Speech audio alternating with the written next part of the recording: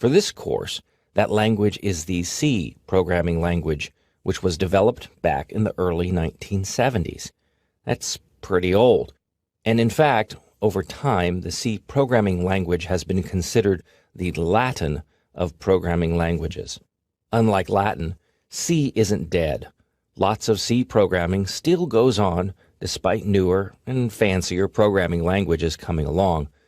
But like Latin, C is the foundation upon which many other programming languages are built. If you know C, you can more easily learn those other languages. In a later movie, I'll talk about the programming language's syntax and other rules. But for now, know that the code you write is called source code. It's a plain text file that contains the programming language, all formatted and pretty and written properly. The file is saved with the .c file name extension. To create source code, you use a text editor. Any text editor can do, although some editors offer helpful features like color coding, line numbers, syntax checking, and other tools. The source code is then compiled into object code. The program that creates the object code is called a compiler. The traditional name of the C language compiler is CC, which stands for C compiler. The compiler reads the source code file and generates an object code file. Object code files have a .o file name extension, and they use the same file name as the original source code file. The next step is called linking. It's often forgotten because modern compilers both compile and link, but linking is really a separate step.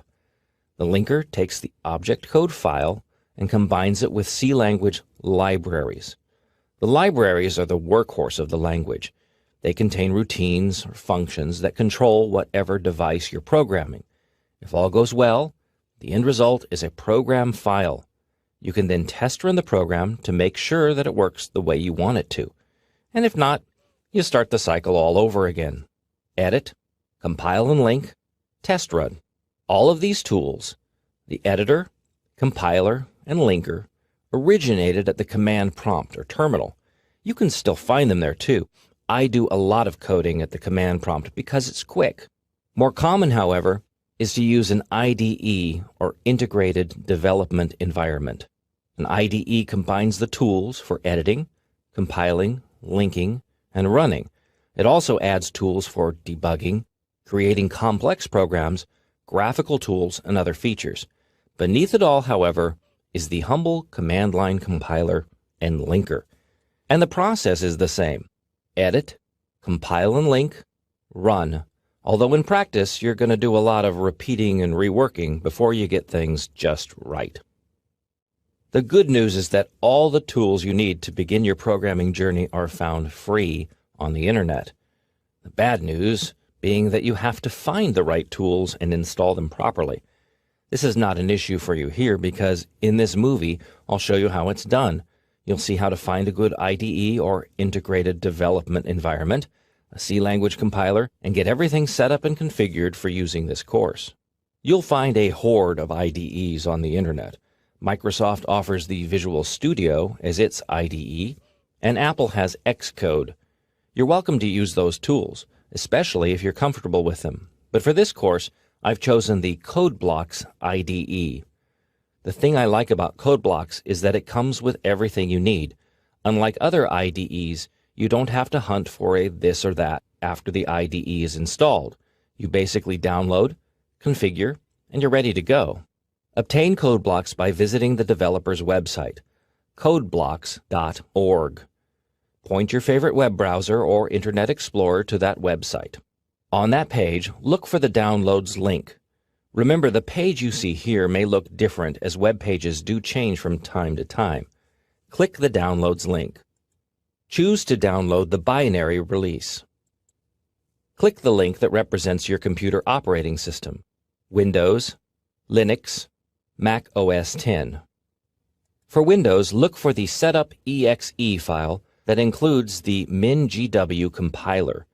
For example, on this screen, it says CodeBlocks 1312 MinGW setup. The numbers may change, but that's the link you need. For Linux, choose your 32-bit or 64-bit distro. Select a version of code blocks that isn't testing or debug info. Try to match your specific distro by choosing a link to download.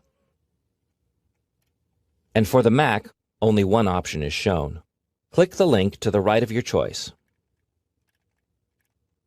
I'll use SourceForge. The download starts immediately. Wait until it's complete. The next step is to find the downloaded file and install code blocks. Open the folder containing that file, which is usually the Downloads folder. You might also be able to access that folder from the web browser. In Windows, double-click the file to open it and begin installation. Work through the installation wizard. Don't worry about any of the options. They're all okay. Eventually, code blocks will be installed with a shortcut icon on the desktop. Click the Yes button to start code blocks if you like, although it's not necessary to do so to complete this movie. On the Mac and Linux, you need to unpack the archive you downloaded. Double-click the icon in a folder window to unpack the archive. On the Mac, you'll end up with a code blocks app file, which is secretly a folder. I recommend moving that icon to the Applications folder. With Linux, double-click to open the archive. At that point, you'll have to run the install program, depending on how your distro deals with whatever's in the archive. For example, if it's an RPM file, open it to begin package installation. After code blocks is installed, you need to get it configured. That topic is covered in another movie. After you've obtained the compiler and IDE, the next step in your programming journey is to ensure that everything is working right and that you're ready to start coding in this course. In this movie, I'll show you around the code blocks IDE. You'll also see how to incorporate the exercise files for use in code blocks throughout this course, and perhaps do some configuring. I assume that you already have code blocks installed on your computer, although you may not have run it. If you don't yet have code blocks, please refer to the earlier movie on obtaining an IDE. Open and run code blocks. If this is the first time you've run code blocks, you may see a prompt reminding you that you've downloaded code blocks from the internet. Click the Open or OK button. This program is safe to use. On the Macintosh and Linux, you may be prompted to choose a default compiler. If it's available, I recommend that you select the LLVM Clang compiler as the default compiler. Otherwise, the GNU GCC compiler is fine. The main code blocks window looks like this. It's known as the workspace. To the left is the management panel. This lists projects. The center is where you'll find the editor, where you'll write the code. At the bottom, you see a host of tabs. These can display messages or other useful information. You should take a moment now to configure a few code block settings that will help you use the IDE in this course. First, some editor settings. Choose Settings Editor. Ensure that there is a check mark by the options Show Line Numbers. All the other options shown here should be set, which is the default. Click the Choose button in the font area to set the font. I recommend using a monospaced font, and I set my editor to a 12-point font, which shows up better on my screen. Here I'm going to choose 18 points so that you can better see the messages on this screen. Click OK to close the General Settings window. Second, adjust the Build Messages text size. Choose Settings, Environment. Click the View icon. Set the Message Logs font size value to 10 or 12, which is better to see. Here I'm going to set it to 16 or 18, which is going to show up really well on this screen. Click OK. Code Blocks is now configured for this course. You can quit Code Blocks now if you like. When you quit, you may be notified that the perspective has changed. Go ahead and save the perspective and click in the little box so that you're not bothered with the message again.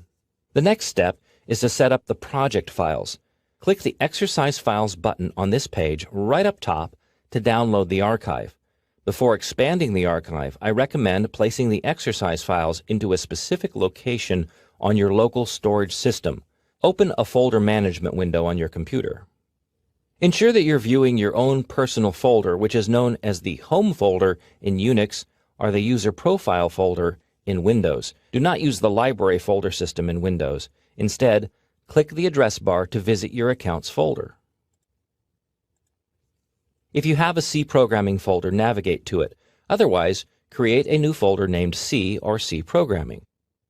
Expand the archive into this folder, or you can expand the archive in the Downloads folder and then move the resulting folder into the C Programming folder.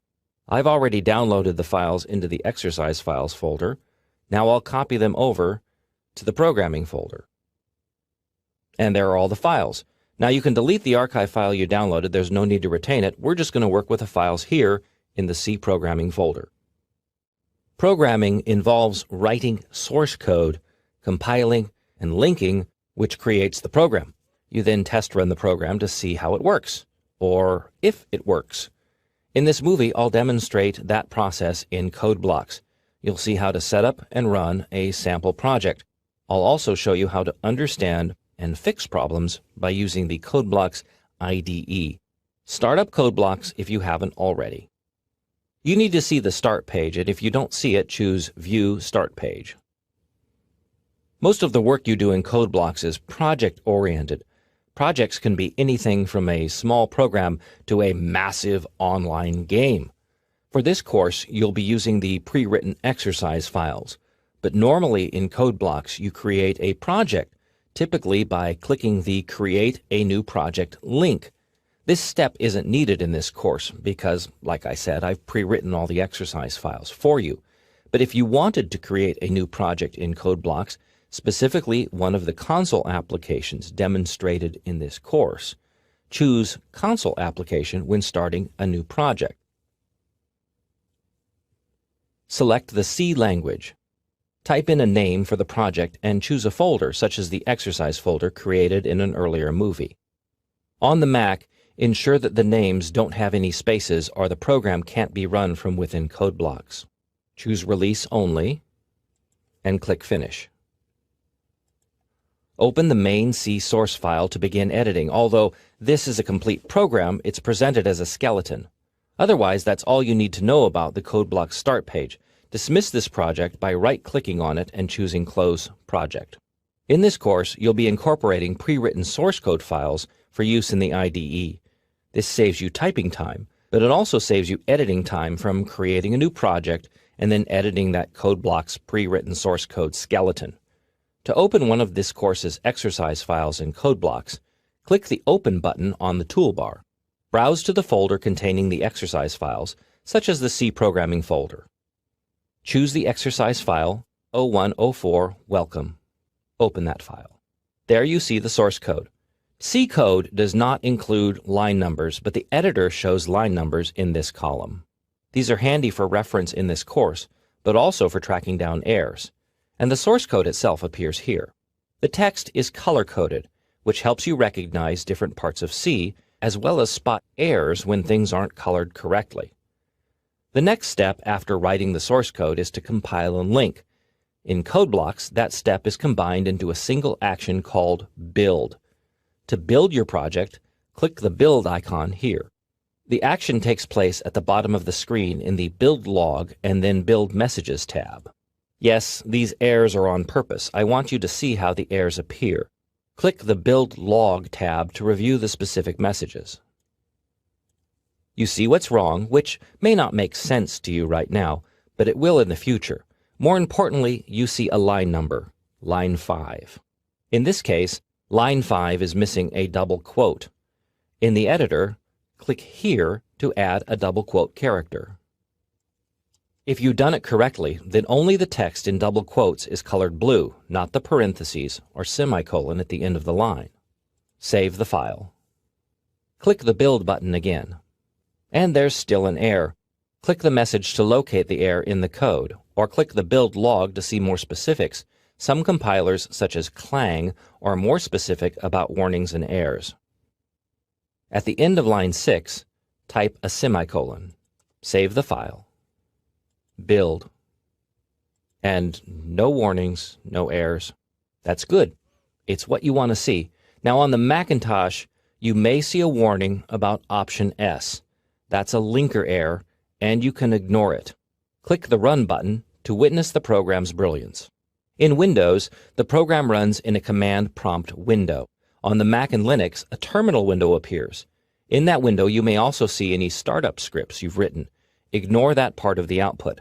Otherwise, what you see is the program's output, shown here as Welcome to the C language. Close the output window and return to code blocks. In Windows, press the Enter key. If the terminal window doesn't close in Unix, type the exit command and then press the Enter key. I recommend you do this, otherwise those terminal windows will stack up. You're now ready to move on to the next project. If you shut down code blocks, you may be asked whether or not you want to save the perspective. Click Yes. C is a language. Like all languages, it has its parts of speech, structure, and syntax. All this stuff is what makes a source code file so delightfully cryptic. But once you understand what's going on and why things are presented the way they are, it begins to make sense. In this movie, I introduce you to the C programming language. You'll understand the structure, what the main function does, and get to know C language keywords, functions, operators, variables, and values. In code blocks, click the New button and choose Empty File.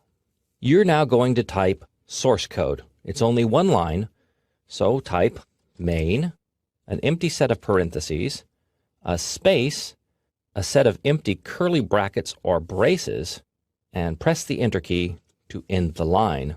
Save the source code file. Click the Save button. If you need to, choose your C programming folder. Type the file name dummy.c. The source code file is created and saved. Click the Build button.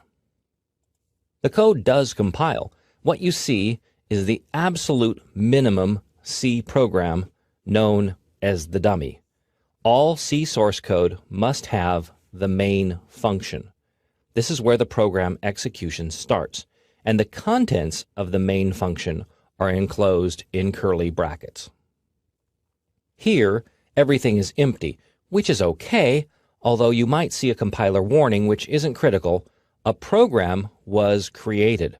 Click the Run button to run the dummy program. And there's no output. That's predictable because the code does nothing. Like any language, the C programming language has several parts: keywords, functions, operators, values and variables, and structure. The keywords are the language part of the C language. They accomplish very basic tasks. The good news is that, unlike English, which has tens of thousands of words, there are only 44 words in the C language. Don't freak out.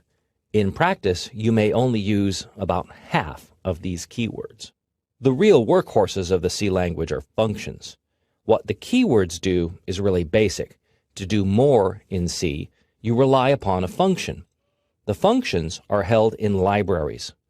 The linker's job is to combine the library with your program's object code, knitting the two together to make a program. To use a function in a program, you must incorporate a header file which defines the function. You'll see how that's done later in this movie. Operators are symbols used to manipulate data in the program. These include the traditional math operators, as well as a host of other special symbols. Values and variables are similar. Values include characters and numeric values. The numeric values are divided between integers or whole numbers and floating point values, which contain a decimal part or fraction, or which can be very, very large values or very, very small values. A variable, on the other hand, is a container for a value. Its contents can change or vary, which is why they're called variables. The values that go into variables are the same types of values you use directly in a program. All these pieces of the language must be used in a specific manner or order. That's the C language structure. The C language uses preprocessor directives to help control program flow. The main function is the first function executed in all C programs. It's required, as you saw earlier in the dummy example. Curly brackets are used to enclose a function's contents. Statements are like sentences in the C language. They can include C language keywords, functions, math, logical comparisons, and so on. Finally, comments are notes to yourself or other programmers, reminders, general information, or other items that are part of the source code but not compiled. Now that you know a bit of the background, let me help you put it to use by completing the dummy program. Return to the dummy source code in the IDE's editor. The main function is defined as an integer function. That means it returns an integer value to the operating system. Therefore, some editing is necessary. In your editor, type the C language keyword int before the word main. Ensure that a space separates both. Now I'm going to clean up the curly brackets, which I prefer to put each on a line by itself. Now I'm going to add a statement to the main function. See how the editor automatically indents the line? That's the traditional way C code is formatted. Type the word return and a number. I'll let you pick any number, although it must be an integer. I'll type 3.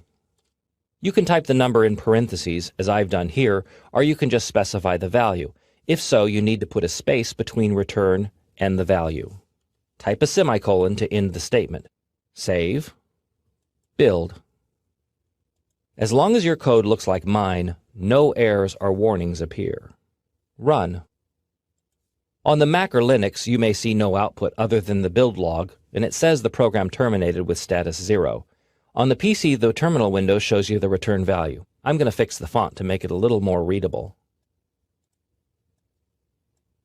Here you see the process returned 3, which is the integer value I specified in the return statement. To add output to the dummy program, you need to use an output function.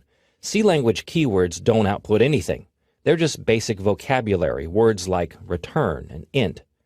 As an example of an output function, you can use puts, which sends text to the standard output device. In this case, it's the terminal window. Program code in the C language is read top-down. Because the return statement ends the main function, I'll add the puts function at line 3 by inserting a new line into the editor. In the puts function's parentheses, you place a string of text, which consists of characters snuggled between double quotes. I'll type, "I am no longer a dummy." Save the source code. Build. Whoops, I forgot the semicolon. That happens, so get used to it. Add the semicolon to the end of the puts function at line 3. Save. Build. And you may see a warning. Even if you don't, you need to know that the puts function requires a definition before it can be used. Otherwise, the compiler becomes confused. The definition is held in the standard I/O header file. You must include that header file in your source code by using the include preprocessor directive. Insert a line at the top of the source code. Type hash include angle bracket stdio.h angle bracket and add another line for readability. This preprocessor directive includes the definition for the puts function. Save. This time click the build and run icon, which is 2 steps in one. No warnings, no errors, good. And there's the output. If this is your first C program, then congratulations. The best way to get started on your programming journey is to write some simple programs that are easy to understand and change. To handle that task, it helps to know the basics of input and output, or I/O. In this movie, I introduce you to the concept of I/O and how that plays into programming. You'll get to explore some basic I/O functions and use one of those functions to create tiny programs that output interesting text. A program has to do something. That something involves taking input and generating output. This is how a typical C program works. It's a machine that does something to input and then generates output.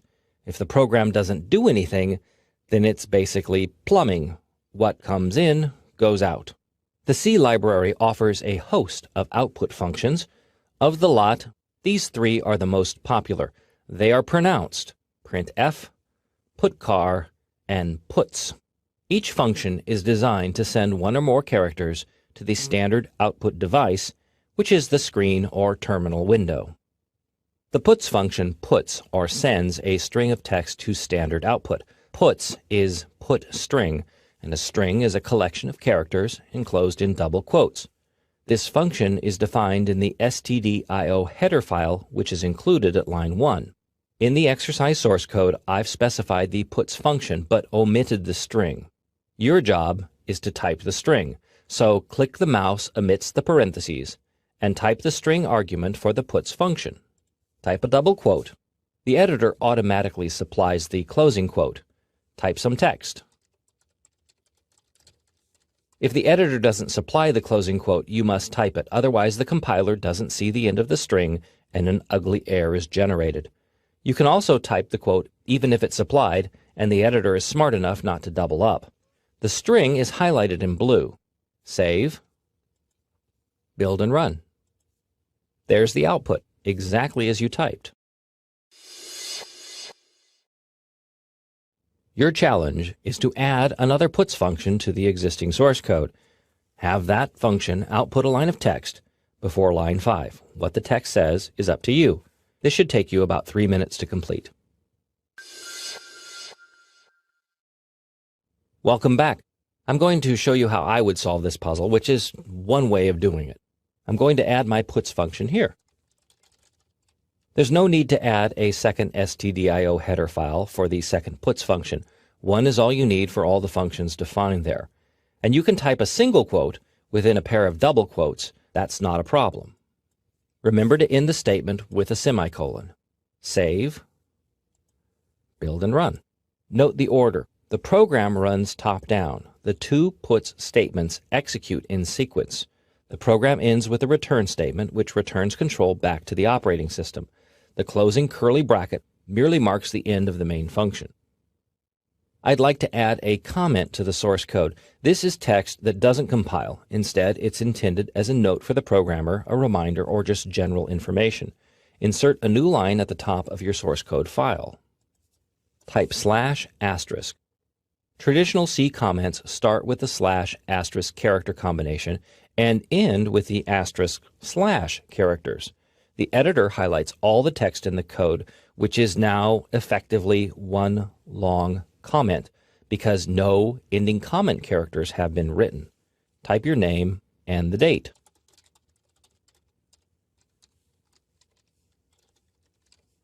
Type */ to end the comment. Comments aren't compiled, and you can prove it. Save the changes, build and run, and the output is the same. A second type of comment uses 2 slashes at the start of a line. You can use this comment to disable a statement in the code, which happens a lot when you're hunting down bugs or trying to fix something. I'll comment out line 6, the first put statement. Save, build and run. See how the output doesn't appear? That's because the compiler treated it like a comment. If you'd like to restore the line, remove the / comment, then save, build and run again. Before closing this movie, I want you to view the files created when you build a program in C. Open a folder window to view the contents of your exercise folder. For each source code file, you find an object code file. It has the same name as the source code file, but with a .o file name extension. That's the file created by the compiler. The object code file contains both the compiled source code as well as information from the header file. The linker takes that object code file and mixes in the C library file. The result is a program file, which also has the same name as the source code file. In Windows, you may see the file name extension exe, which means executable. In other operating systems, no extension is necessary. The extension doesn't show up on this screen because Windows is configured not to show certain file name extensions. The program file might also be given the name a.exe or a.out. That's the linker's default name, although in code blocks, the program's name is the same as the source code file's name. Everyone's favorite C language output function seems to be printf. In most C courses, it's the first function you learn because it's included in the traditional Hello World program. But the function has far more power than just spewing out text. In this movie, I introduce you to the printf function. It's another text output function, but one with far more power than puts. I'll also show you how to incorporate escape sequences into strings. In its most basic form, the printf function sends a string of characters to standard output. That means it displays text on the screen. The printf function is defined in the stdio header file. The printf function is used twice in this code, in lines 5 and 6. In this mode, printf works a lot like the puts function. The argument for printf is a single string held between the function's parentheses. The string is enclosed in double quotes. Build and run this code. The program doesn't err, the output is as it should be. Unlike puts, however, the printf function doesn't add a new line character at the end of the string. Yes, even though two statements are used on two lines of code, the output is one long string. To add the new line, which is like pressing the Enter key at the end of a line, you must specify an escape character. Edit line 5 to insert a backslash and a little n before the ending double quote. In some editors, the backslash n appears in a different color, showing that it's special. Save the changes, build and run. Now you see two lines output. Your challenge is to add the new line escape character at the end of the printf function in line 6. This should take you less than 3 minutes. And here's the solution. There's the new line escape character at the end of the statement. Save, build and run, and the output looks a lot better. Some characters you just can't put into a string. To sneak around this limitation, you use escape characters. In the C language, a string is a bunch of characters held between two double quotes. Everything between the double quotes counts, but sometimes you can't type a character, such as the Enter key.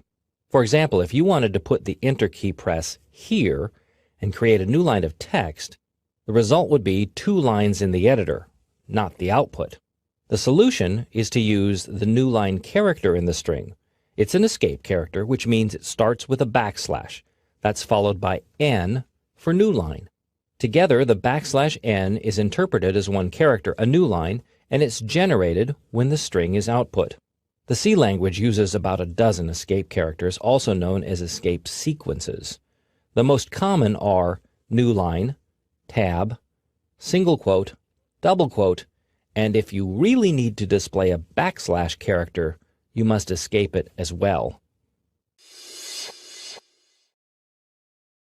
As a challenge exercise, I want you to create a new source code file saved under the name blorf.c. Use a single printf statement to generate the output you see here.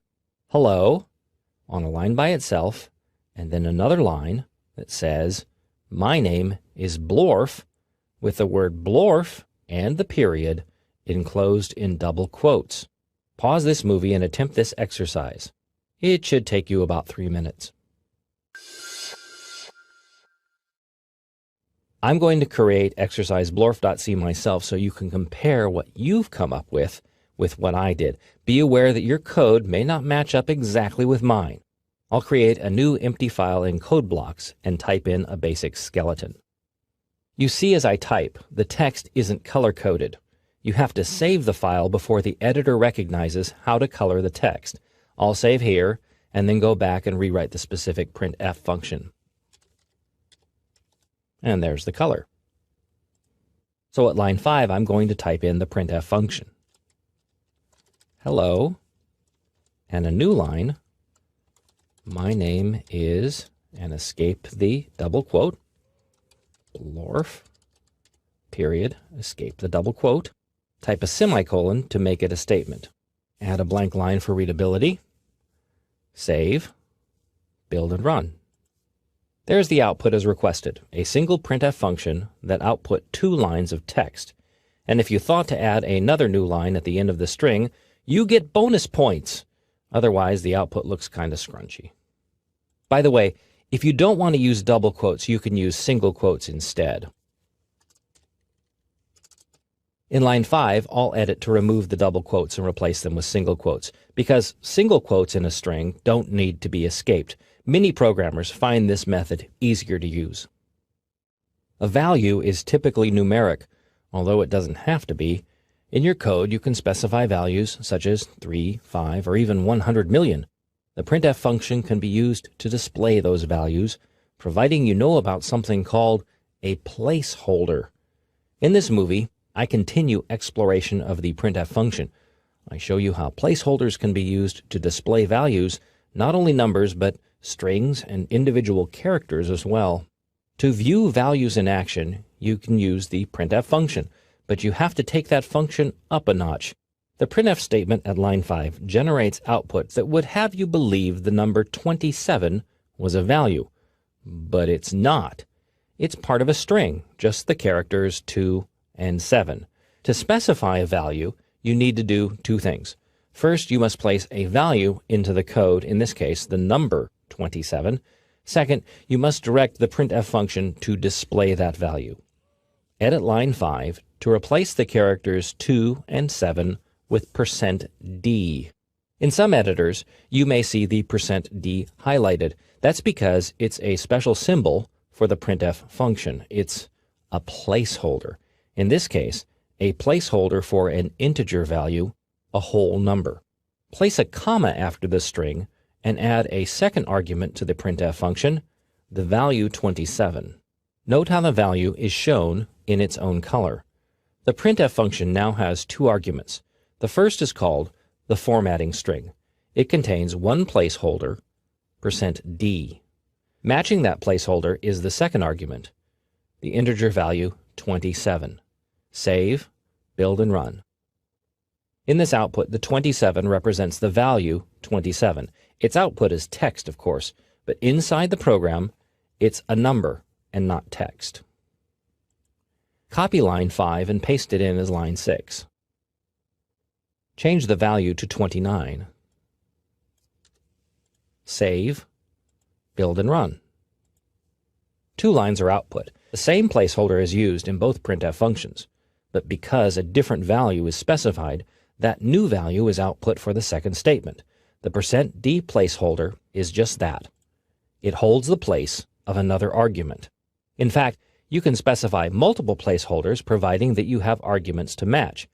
Type a new line 7 that reads printf, and here are the values %d, %d, and %d, new line, close quote, comma, 51, 52, 53. Remember the semicolon to end a statement. Save this modification, build and run. You can even do math in a printf function, although it's the C language that does the math, not the printf function. Open exercise file value2. Here you see an immediate value specified in the printf statement, but math isn't always going to be that simple.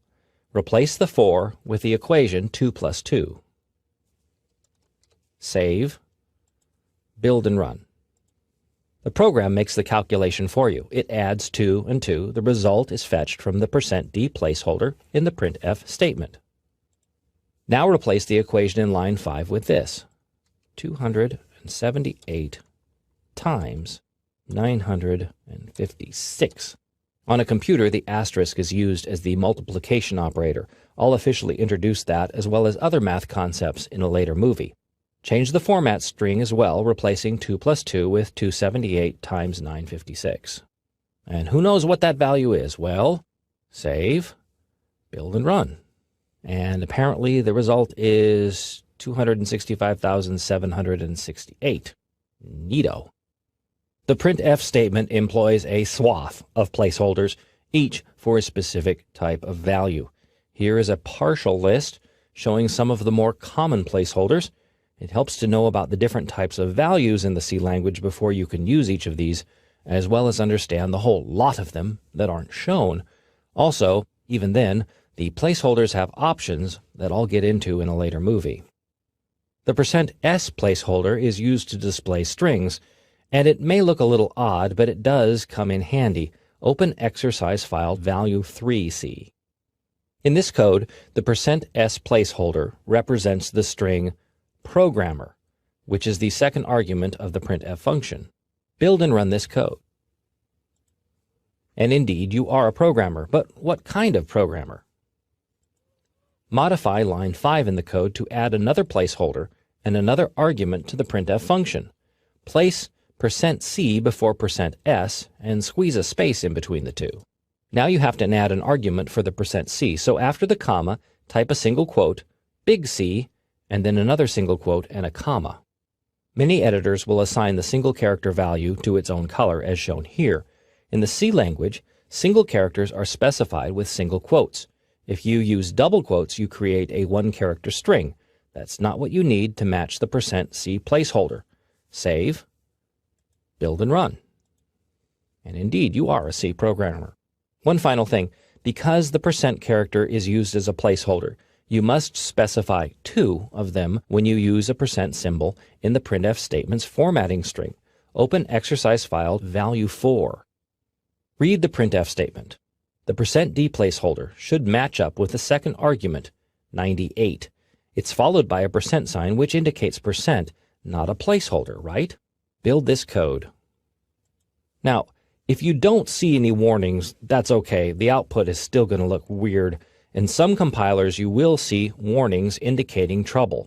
The compiler believes that a second placeholder is desired, and it doesn't understand the placeholder as presented. Plus, it can't find a matching argument. If you don't see the warnings, try to run the code and see what happens. Weird, huh? The solution is to edit line 5 and stick in a second %. That looks odd, and it's cryptic. It's the cryptic side of the C language, in fact, that enthralls so many of the nerds. But it's going to work. Save the changes, build and run. And now the output looks more sensible. And I hope you do get 98% or more on your next C exam. Programs work fine with immediate values, but oftentimes you don't know what a value is. Say, the value comes from input. The user types it, or it's read from a file or the internet. To store such values, you need a specific cubbyhole or container.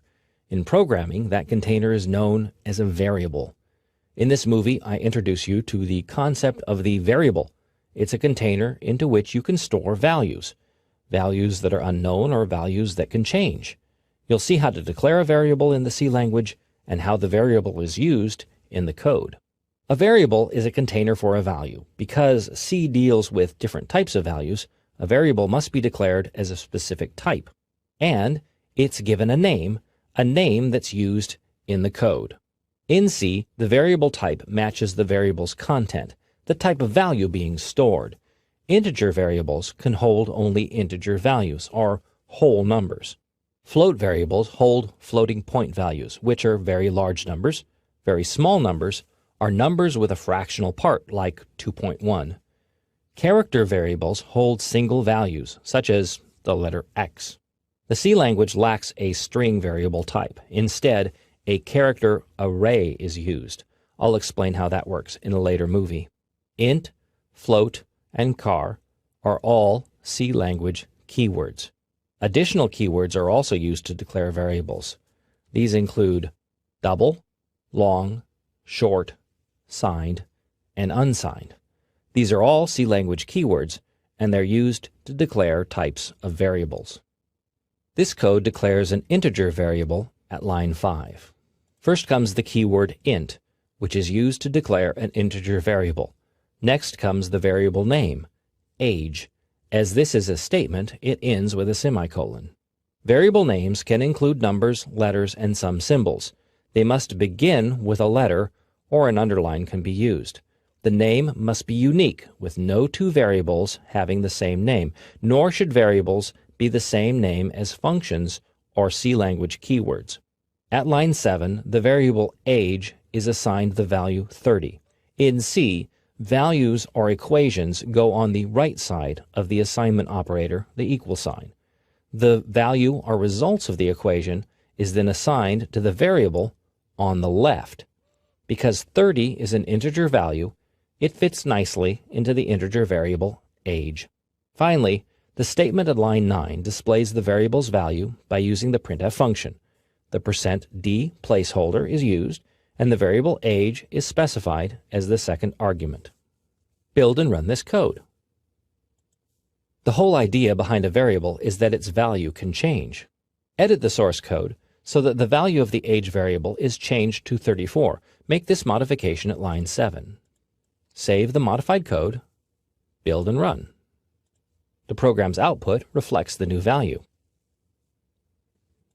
Assign a new value to the variable in the code by adding 2 lines after line 8. First, assign the value 50 to the age variable. Age equals 50, semicolon. Second, type another printf function. This course's author is over placeholder, integer, years old. New line, comma, age, barren, semicolon. Save this change, build and run. See how the age variable is used twice to hold two different integer values. On your own, you can change this code once more. This time you can assign your own age to the age variable and simply add a printf statement to say how old you are. You can do this on your own later. Math can also be performed using variables. Open exercise variable 2. In line 7, the value 32 is assigned to the integer variable age. Edit the value to reflect your own age in years. The printf function at line 8 uses two statements, a string and an integer variable. The string is an immediate value. Change the name Dan to your own name, unless your name is also Dan. You don't need to guess how many months you have, because that value is calculated as the argument in the printf function at line 9. Save, build and run. Of course, the month's value displayed is an approximation unless today is your birthday. In that case, happy birthday. The int is really one variable type. Another common type is the char, or character variable, open exercise variable 3. Here, 3 character variables are declared, x, y, and z. You can declare multiple variables of the same type on a single line. Each variable name must be separated by a comma. Lines 7 through 9 assign the variables characters. Single quotes are used. Then the values are displayed with the printf function at line 11. Build this code to run the program. Just as you can change integer variables, you can change character variables. You can even do math.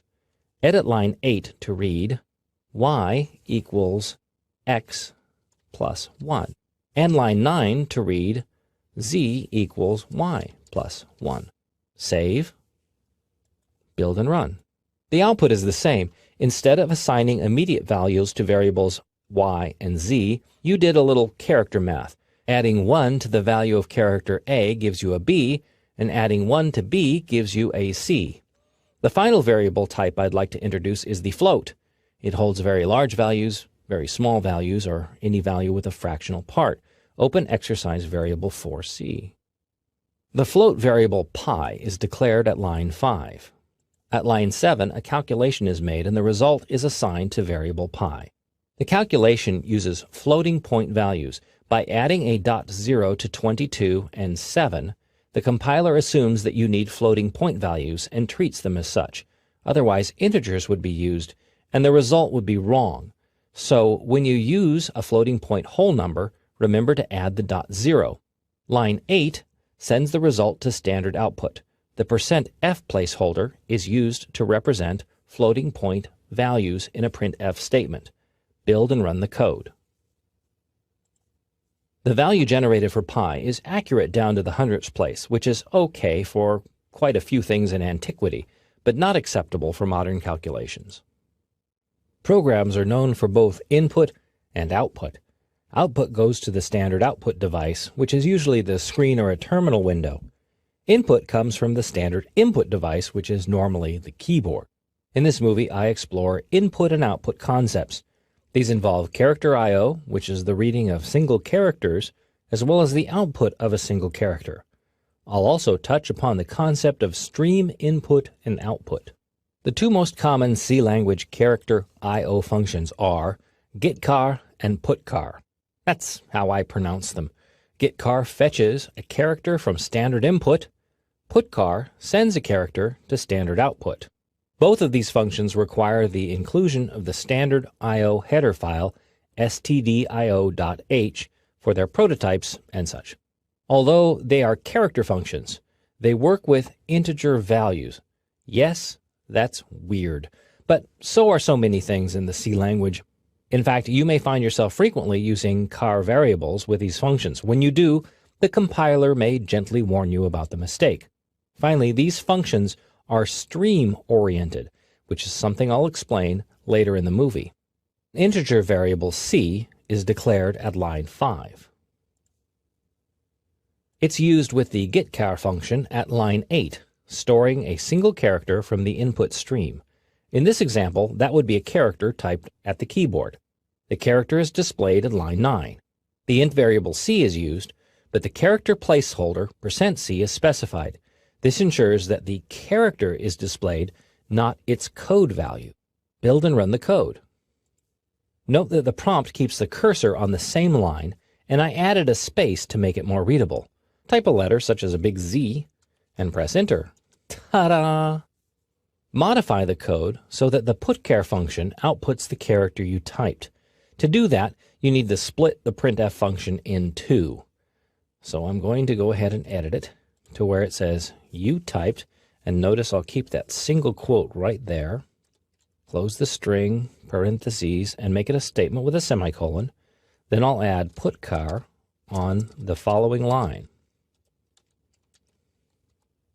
and then display the rest of the string by using printf. But the argument c is no longer needed. Instead, it appears up here in the putchar function where it's output directly. Save the source code file.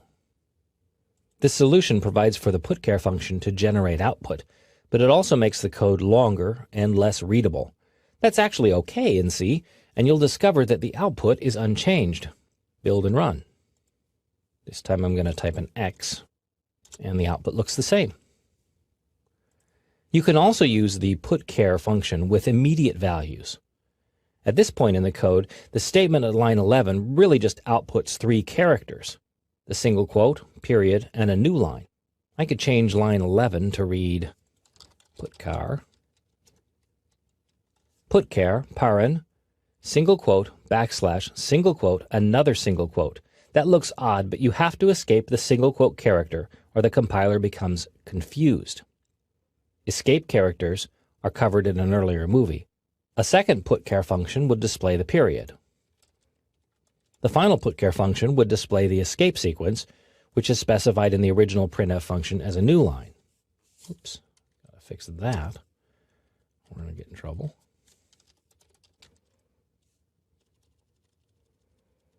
And use single quotes. So we have 3 putchar functions instead of a single printf function that displayed a 3-character string. Save these changes, build and run. And the output is the same. Open exercise file char.io2. Here, 2 getchar functions fetch 2 characters. These characters are then displayed by using a sequence of printf and putchar functions. Build and run the code. I'm going to type an M and an N and press enter. The 2 characters are stored in int variables A and B and then displayed. You'll note that the getchar functions do not pause and wait for input. They simply look for all input coming from the standard input device, like a stream of characters flowing out of a hose. To demonstrate this phenomenon, run the program again. Just type Z and press enter. The weird output you see is the code displaying the new line character, which was stored in variable B. Run the code again. This time, type several letters and then press the enter key. A, B, C, D, E. The entire stream of characters A through E on my screen were fed into the program via standard input. The getchar function read only the first 2, but my input persisted until I pressed the enter key. The stream input could also be demonstrated by examining exercise char.io3. Here, it looks like one character is fetched by getchar, then immediately displayed by putchar. That's logical because C programs run top-down, and they do.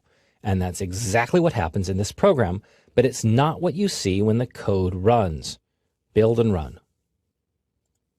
Type A, B, C, or any other 3 letters and press the enter key. The output happens all at once because of the stream. The characters you type are actually sent to output as you type them, which is how the code runs. But stream output is buffered. That means that the computer waits until the buffer is full or flushed before sending out the characters. In this case, the buffer is flushed once the program is finished.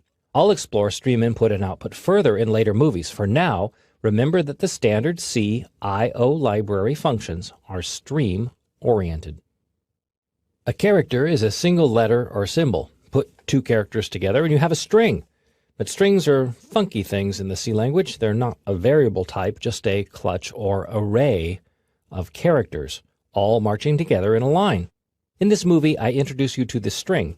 You'll see how strings are created in C, how they can be filled by using string input functions. You'll also meet the scanf function, which is used to pull in all sorts of input. Line 5 probably looks a little odd to you. It's a variable declaration. A char variable named password is created. The string spatula is assigned to the password variable. This is known as an immediate assignment, which is possible with other variables as well, but necessary when declaring a string. By the way, this is an array declaration, which is a topic for a later movie. The square brackets indicate that more than one char variable is present. How many? The compiler figures that out based on the size of the string. Otherwise, the value would appear between the brackets. In line 7, a printf function displays the string's value. The %s placeholder is used. It's difficult to see because of the escaped double quotes and the new line. Build and run this code. The output properly shows the contents of the string. Change the word spatula in your editor to the words fuzzy wuzzy. Put a space in there, as spaces are valid password characters on some systems. Save the changes, build and run to see the string displayed.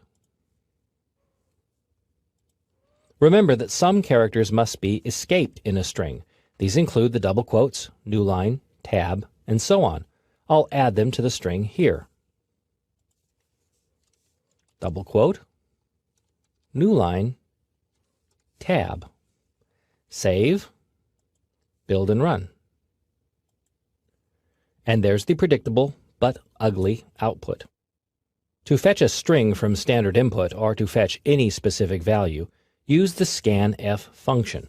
As an input function, scanf is declared in the stdio header file, which you must include in your code lest the compiler become confused. Scanf uses printf's placeholders to read a specific value into a variable, and that variable is often prefixed with the ampersand. Here's the format for the scanf function. It includes two arguments, a formatted string and a variable. The formatted string directs scanf to look for a specific type of value. To accomplish this, you specify the same placeholders used with the printf function inside the formatting string. So, %d for an integer, %c for a character, and so on. The formatting string is almost always composed of these placeholders and nothing else. To assign a value, specify the variable that's already been declared in the code. The variable type must match the placeholder.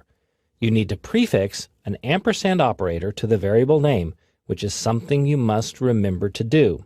You do not need to prefix the ampersand to a string or array, which is something you'll forget to do. The ampersand used here is the memory location operator, which is covered in a later movie. This code demonstrates how to read an integer value from standard input. The scanf function at line 8 uses the %d placeholder to fetch the integer value. It's assigned to variable x. See the ampersand. Don't forget it. Build and run this code. Type an integer, which is any whole number. The program assigns that value to variable x and then displays the result.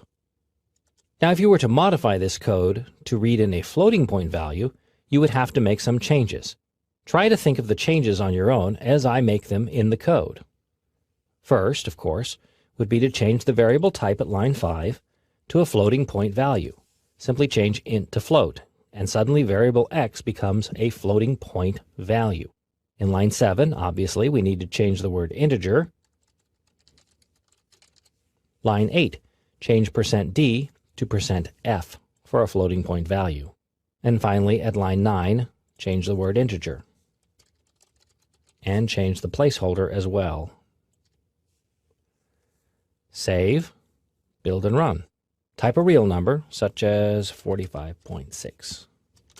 And the value is read and displayed. Don't freak if you see a value that's not exactly 45.6. What you see here is called a precision error. Computers approximate real numbers, which is acceptable. In a later movie, I'll show you how to fix the output to make it look more agreeable. You could also modify the code so that it reads in a single character value. The changes are the same.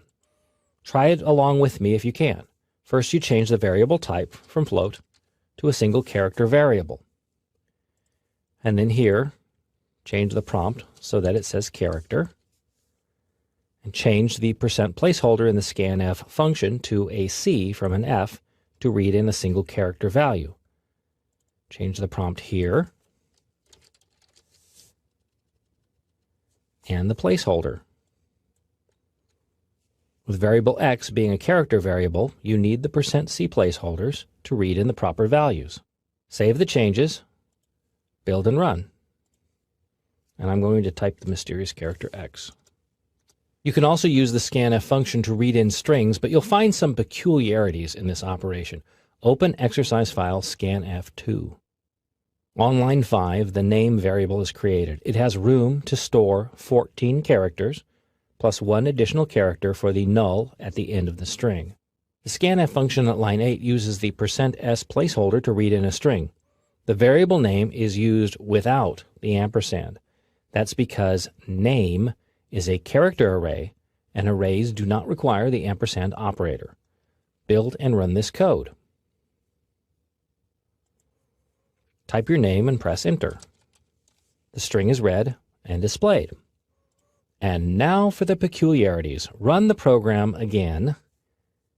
This time, assume that your name is Jerry Bob, which is 2 words. The scanf function stops reading text at the first white space character. That's a space, tab, or new line, and there's no way you can force scanf to read in those characters. It's just the way it works. So scanf is really a string input function where strings are just 1 word long. A better function to use for reading strings is fgets, which is a file input function, but it can be used to read standard input. Open the exercise file fgets1. A variable input is created at line 5. It has room for 63 characters plus 1 for the null character terminating the end of the string. The fgets function at line 8 reads standard input. The first argument is the variable into which input is stored. This location is also called a buffer, which is just nerd jargon for storage. The second argument indicates the size of the buffer, and again 64 is used. That's 63 characters plus the null character. The final argument is stdin, which is standard input. The puts function at line 10 reads the stored text and sends it to standard output. Build and run this code. Type your instructions. Press enter, and there's your string, spaces, and everything. The important thing to remember when it comes to math and programming is that the computer does the work. You just have to copy the equation down properly. To do so, you need to know a few math operators, plus some other C language rules and procedures. In this movie, I review the basic math operators and how they're used. Also explored are the increment and decrement operators, plus a few notes on the order of precedence, which determines which part of an equation is evaluated first. The C language uses 4 basic symbols for the 4 basic math operators: addition, subtraction, multiplication, and division. These should be familiar to you, especially if you've used a spreadsheet. The asterisk is used for multiplication. That's because the multiplication symbol isn't available on the keyboard, and please don't use the letter X. Similarly, the division symbol isn't found on the standard computer keyboard, so a slash is used instead. 2 additional operators are increment and decrement. These are single operators despite using 2 characters. These operators serve a useful purpose when dealing with loops, which is a topic covered in a later movie. And in C, the calculation goes on the right. The result is then assigned to a variable on the left, or the result can be used immediately, as in the printf function shown here. 2 variables are declared, a and b. In line 6, I've preset the value of variable b to 5. The scanf function at line 9 reads in an integer value, storing it in variable a. Then the printf function displays both values a and b as well as their sum. The math equation is the third argument in the printf function. Build and run. Type in a value to see the sum of that value and 5. To change addition to subtraction, you need to make only one modification. Look at the code for a second and see if you can spot the place where that modification would take place. Here's where it would, right here. This is the equation. To change addition to subtraction, simply change the operator. And change it here in the display string, just so that it makes sense when you run the code. Save, build and run. You'll notice that negative values are calculated as well. If you wanted to try multiplication, again, you need to only change the operator. Look at the code and figure out on your own where that change would take place. Again, it takes place in the printf statement at line 10. Change the minus operator to multiplication, and in the display string as well. Save, build and run. The final modification, as you've probably guessed, is division. But division can be tricky, especially with integer values. Let me show you. I'll change the print statement to reflect division. It's the only change I'm going to make.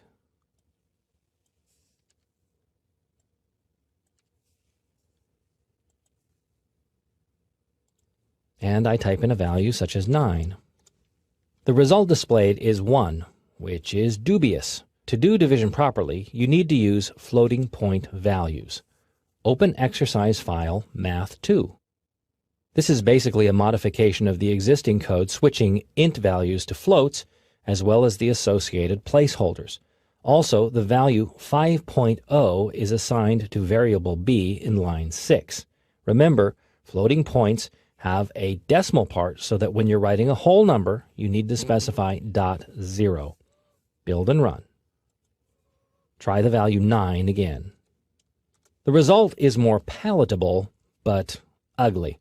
A later movie describes how to clean up the output of floating point values. Open exercise file math3. Math is present at line 8. It adds 1 to the value of variable x. This equation may look funky to you, but it's how it works.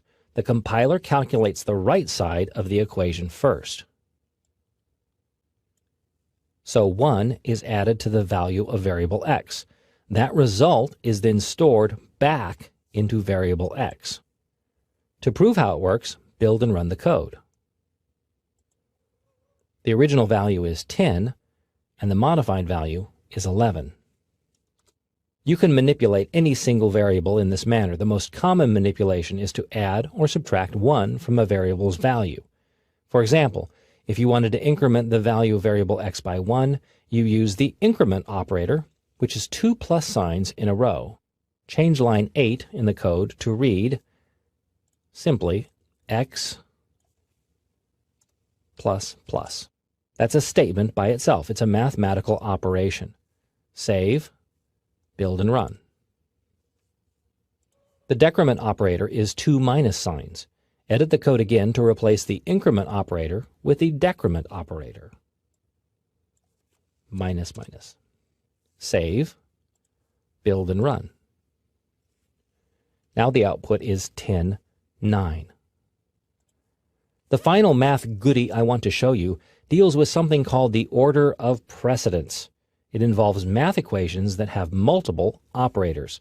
Load up exercise math 4. Can you guess the value of variable a by looking at line 7? Run the code to see what the computer thinks. The computer thinks the answer is 13. That's because multiplication and division have precedence over addition and subtraction. The equation is also read left to right, so 25 divided by 5 is 5, times 2 is 10, plus 3 is 13. You can change that order by using parentheses. For example, I'm going to enclose 2 plus 3 in parentheses, which means that part of the equation is evaluated first.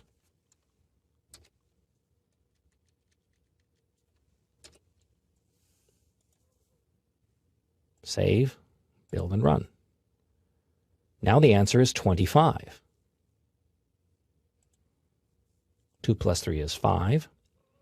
25 divided by 5 is 5, times 5 is 25. Now I'll add more parentheses. Remember to match them up. Save, build and run.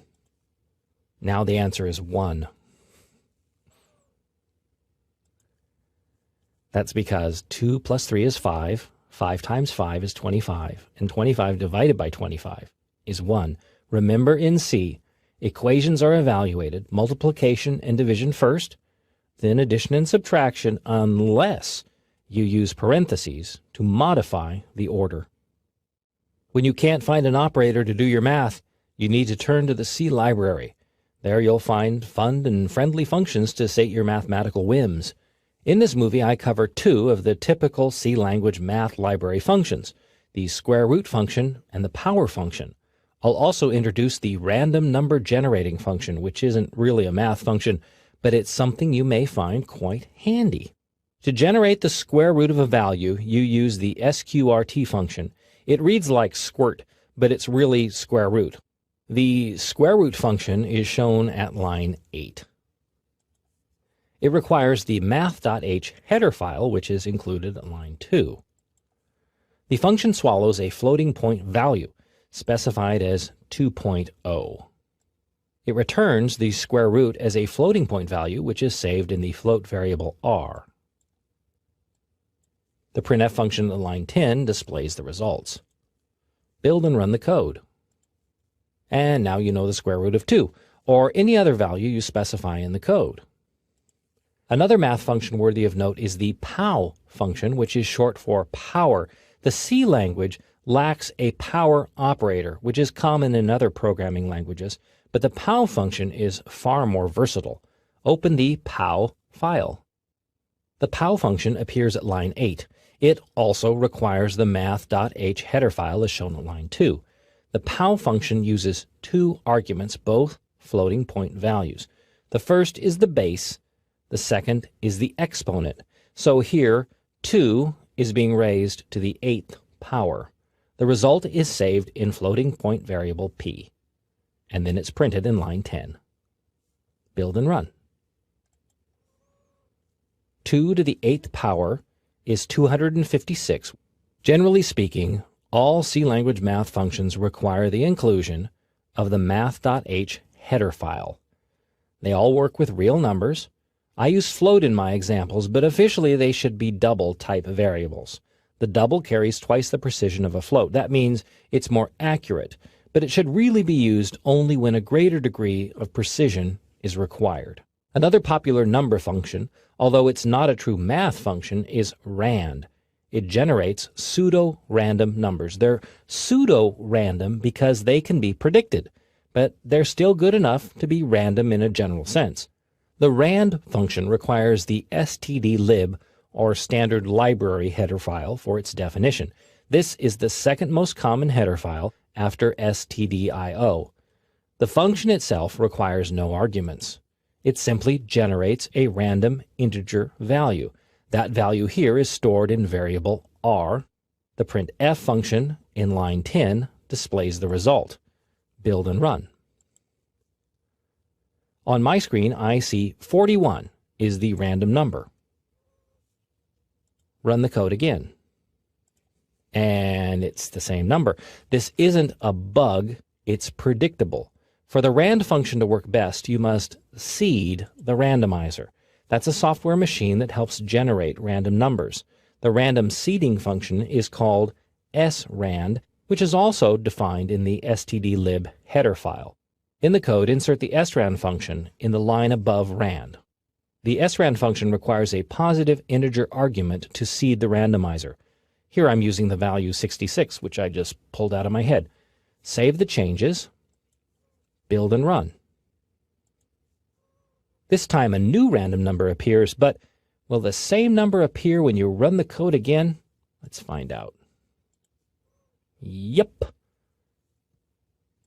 You have several tools available to reseed the randomizer.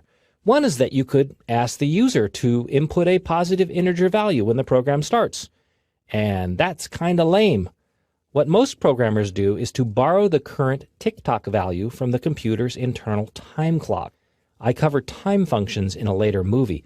For now, we need to change line 8 in the code to replace the value 66 with a time function. You need to type in parentheses the word unsigned, then the time function, time, and in its parentheses you need to put the word null in all caps, N-U-L-L. Then make sure all the parentheses match up as they're highlighted on the screen. Good. Yes, this looks odd, but it's important that the parentheses match. One set around unsigned, one set around null, and then one set around the entire thing, which is the srand function. What this function does is to fetch the current tick-tock value from the computer's clock. It's a number that's constantly changing. Save the code. Build and run. And you see a new value. Let's run it again to check a new value. And it's another value. It's close because, again, it's based on the tick-tock value, which is incrementing throughout the day. Why are random numbers so important? Because random numbers are the key to making all computer games interesting. Generally speaking, a program executes statements as they appear in the source code, one line after another. To change that order is to alter the program's flow. One of the most common flow control words in the C language is if, which is similar to its human language counterpart, also called if. In this movie, I introduce you to the if keyword. You'll also discover how comparisons are made in the C language, as well as how to handle multiple decisions. Before you can use the if keyword, you must understand how comparisons work in C. Two values or expressions are evaluated. To make that evaluation, you use one of the C language's comparison operators. Here are the most common comparison operators. Is equal to, which you'll note is two equal signs. One equal sign is the assignment operator. This is why I say is equal to for the operator's name instead of is equal or equals. Less than and greater than you're probably familiar with. Then there's less than and equal to and greater than and equal to. Finally, the not equal to or does not equal operator. The exclamation point in the C language is often pronounced not, which is how you remember this one. The user is prompted to type an integer value. The value is displayed in line 9. At line 10, an if statement evaluates that value. If it's greater than 10, line 11 is executed. Otherwise, line 11 is skipped. Build and run. Let's type in 50. You typed in 50. 50 is greater than 10. It worked. I'm going to experiment a few times, as you should, with other values to see how it works. 7. You type 7, and of course there's no other output. And 10. But values greater than 10 will display that string. An if statement is traditionally formatted differently from other statements. It's split between two or more lines. The first line sets the if condition in parentheses. If that condition is evaluated true, the next line is executed. Actually, it's just one statement split between two lines. See how the semicolon is at the end of line 11 and not line 10. You could also write it as a single line, but that's uncommon. More common is to enclose the statements belonging to if in curly brackets, like this. This format is actually required when more than one statement is executed based on the if condition. For example, let's move line 9 down to line 12. Save, build and run. You type in 25. And because the value is greater than 10, both lines were displayed. Open exercise file if2. This code shows two if comparisons in a row, each of which has its own set of curly brackets. Two conditions are evaluated, greater than in line 10 and less than at line 14. Build and run. You see the appropriate output for values less than 10. Run again. You see appropriate output for values greater than 10. And run again. But not output for 10 itself. Edit line 14 so that less than or equal to is used as the operator. You can remember the order of how the symbols go if you say less than or equal to or greater than or equal to. Edit line 16 to reflect the same results. Save, build, and run. Now we can type 10. Another way to handle an either-or decision is to use the keyword else. Load exercise file if else. This code is a rewrite of exercise if2, but it uses the else keyword. The if condition at line 10 makes an evaluation. Its statements are executed when that condition is true. When the condition is false, the statements belonging to else are executed instead. Build and run this code. Let's try it with 10. That's true. Run it again. That's true. Run it again. That's true. Note that else doesn't have a semicolon. Instead, it has curly brackets. Or it could be written without brackets because it's only followed by one statement. When 3 or more conditions are present, you can evaluate them by using an else-if structure. Open exercise if-else to see what that looks like. This structure starts with an if statement here at line 10. When that condition is true, those statements belonging to that condition are executed, and the rest is skipped over. Otherwise, a second condition, else if, is examined at line 14. If that condition is true, its statements are executed, and the rest of the structure is skipped. At the end of the structure is an else all by itself. Its statements are executed when the preceding conditions aren't met. Build and run the code. The results are similar to previous examples. 15 is greater than 10. Run again. 10 is 10. Run again. 5 is less than 10. You can have as many else-if statements stacked up as you like, which helps evaluate complex situations. Finally, a reminder, the if, else-if, and else keywords are generally not immediately followed by a semicolon. In the C language, a semicolon by itself is a statement. When one lingers after an if evaluation, the compiler believes that the semicolon is the statement and that not anything follows it. This is a common mistake. Load exercise if3. Build and run. Well, obviously, -5 is not a positive number. Now, if you're using the Clang compiler, you can click on the Build Log tab and review a specific error message. Other compilers may not be as smart. To fix the problem, simply remove the semicolon dangling at the end of line 7. Save. Build and run. No output means that the -5 fails the condition. Remember, the semicolon goes after the statement, not the parentheses that hold if's condition. The C language lets you handle complex decisions by stacking a bunch of if-else conditions. Sometimes that structure can get a bit unwieldy. As an alternative, you can employ the switch case structure, which is yet another decision-making tool in the C language. In this movie, I introduce the switch case structure. You'll see how it's constructed, how it can handle multiple decisions, plus I'll demonstrate a few tricks. The bulk of this code is a switch case structure. It starts with a switch at line 10. This is followed by a series of case statements, each of which has its own statements. The final piece is default. It's followed by its own statement as well, and then a closing curly bracket. These are the elements of the switch case structure. The switch case structure also makes use of the break keyword. So all told, this structure contains 4 C language keywords: switch, case, default, and break. Build and run the code to see what it does.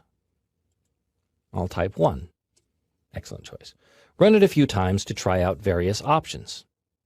The code accepts character input, although it could have easily accepted integers. Here's how the structure works. Switch handles a single value, not a comparison. It can be a mathematical equation, but the result must be a single value. That value, specified by switch, is then compared with the values for each case statement. If the comparison is true, then the statements belonging to the case statement are executed. If not, they're skipped. So, at line 12, if the character 1 is typed, then the put statement at line 3 is executed. The break at line 14 ends the switch case evaluation, returning control to the line after the switch structure's final curly bracket, which is at line 23. Otherwise, if a match isn't made, execution falls to the next case statement, and then the next. Finally, the default condition is executed when none of the case conditions match. It doesn't need a break statement, as it's the end of the structure. Modify the code by commenting out all the break statements. Insert double slashes at line 14, line 17, and line 20. Save the changes, build and run the code. If you type a character other than 1, 2, or 3, you see the invalid choice message displayed. But type a 1. You see all the messages displayed. That's because execution falls through to each case statement. Open exercise switch 2. Here's another switch case structure, one that evaluates input as a menu system. Build and run the code. I'm going to type A. The problem with these options is that you may have typed a little a instead of a big A. In that case, the program doesn't seem to behave properly. Address the issue by adjusting the case statements to account for both upper and lower case input. Edit the source code to add duplicate case statements for the lowercase letters. Save the changes. Build and run. Now the evaluation should work for both upper and lowercase letters. You could also address this problem by using C language functions that modify character case. That topic is covered in another movie. Another way that program flow can be altered is when one or more statements are repeated over and over. This process is referred to as a loop. The C language offers several ways of looping. In this movie, I present the while type of loop. You'll learn how to set up the loop, determine when to stop looping, and how to break out of a loop before it's done. A loop is a repetitive way to control program execution. You must specify a condition that makes the loop repeat, a set of statements that repeat, and a way for the loop to stop. In this code, a while loop counts from 1 to 10. The looping condition is specified on line 8. It reads that while the value of variable x is less than or equal to 10, as long as that condition is true, the statements in the loop between the curly brackets at line 9 and 12 will repeat. The value of x is initialized at line 7. At line 11, the value of variable x is incremented. So, as long as x keeps inching up, the loop repeats until x is greater than 10. Build and run this code. And you see the values from 1 through 10 displayed. Now say you wanted to count to 20. Can you just off the top of your head imagine where you would make that change? It's simple. Change the condition in the while loop to 20 instead of 10. Save that change, build and run. And now values 1 through 20 are displayed. Now suppose instead of going by 1, you wanted to display only the even numbers from 2 to 20. This requires a little bit more thought because it changes two things, the initialization and how the value of variable x increases. The first change is to initialize variable x to 2 at line 7. If you're going to be counting by 2s, start at 2. Then modify line 11 so that the value of x is incremented by 2, which is not really an increment, it's a mathematical function. So x equals the value of x plus 2. Save, build and run. And there you see even numbers between 2 and 20. Finally, it's possible for loops to count backwards. If you were going to count backwards, say from 10 to 1, can you think of how you would modify the code so that that would happen? Well, obviously, there's a few changes that would need to be made. If you're going to start at 10, you need to change the initial value to 10. Then the condition needs to change as well, because already the loop wouldn't repeat. Value of x is less than or equal to 20. So the condition should be while x is greater than 0. Then the statement at line 11 needs to be changed as well. The value of x should be decremented each time the loop spins. There's the decrement operator. Save, build and run. And there the loop counts from 10 down to 1. Open exercise file while 2. This code uses the srand and rand functions introduced in an earlier movie. These functions generate random numbers. In this case, a while loop displays 10 random numbers. Build and run the code. Impressive, but let me show you a couple of tricks to clean up the numbers. The first is the modulus operator, which is a percent sign. Modulus calculates the remainder of a value, like leftovers. In fact, open up the exercise file while mod to see a demonstration. Here I'm using a C program to teach you C.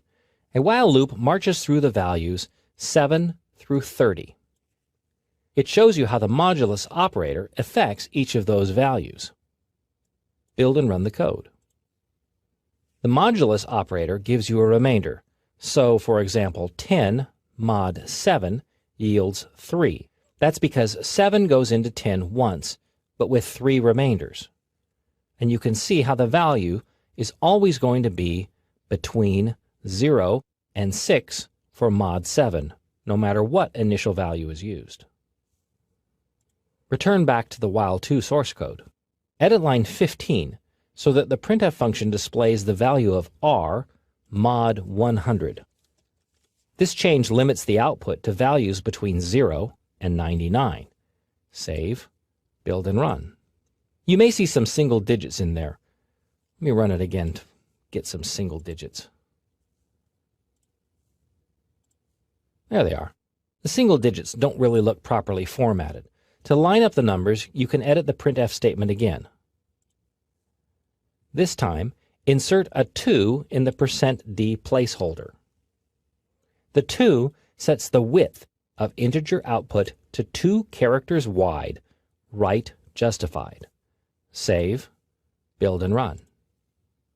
Here you see a single digit, but it's lined up on the right, which looks more pleasing.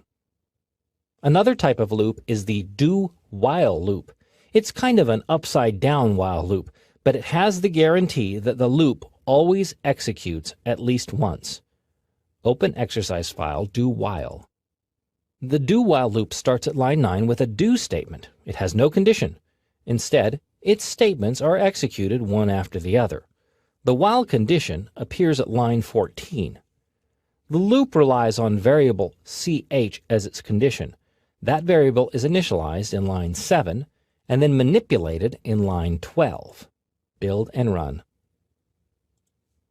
The z isn't printed because it's an exit condition.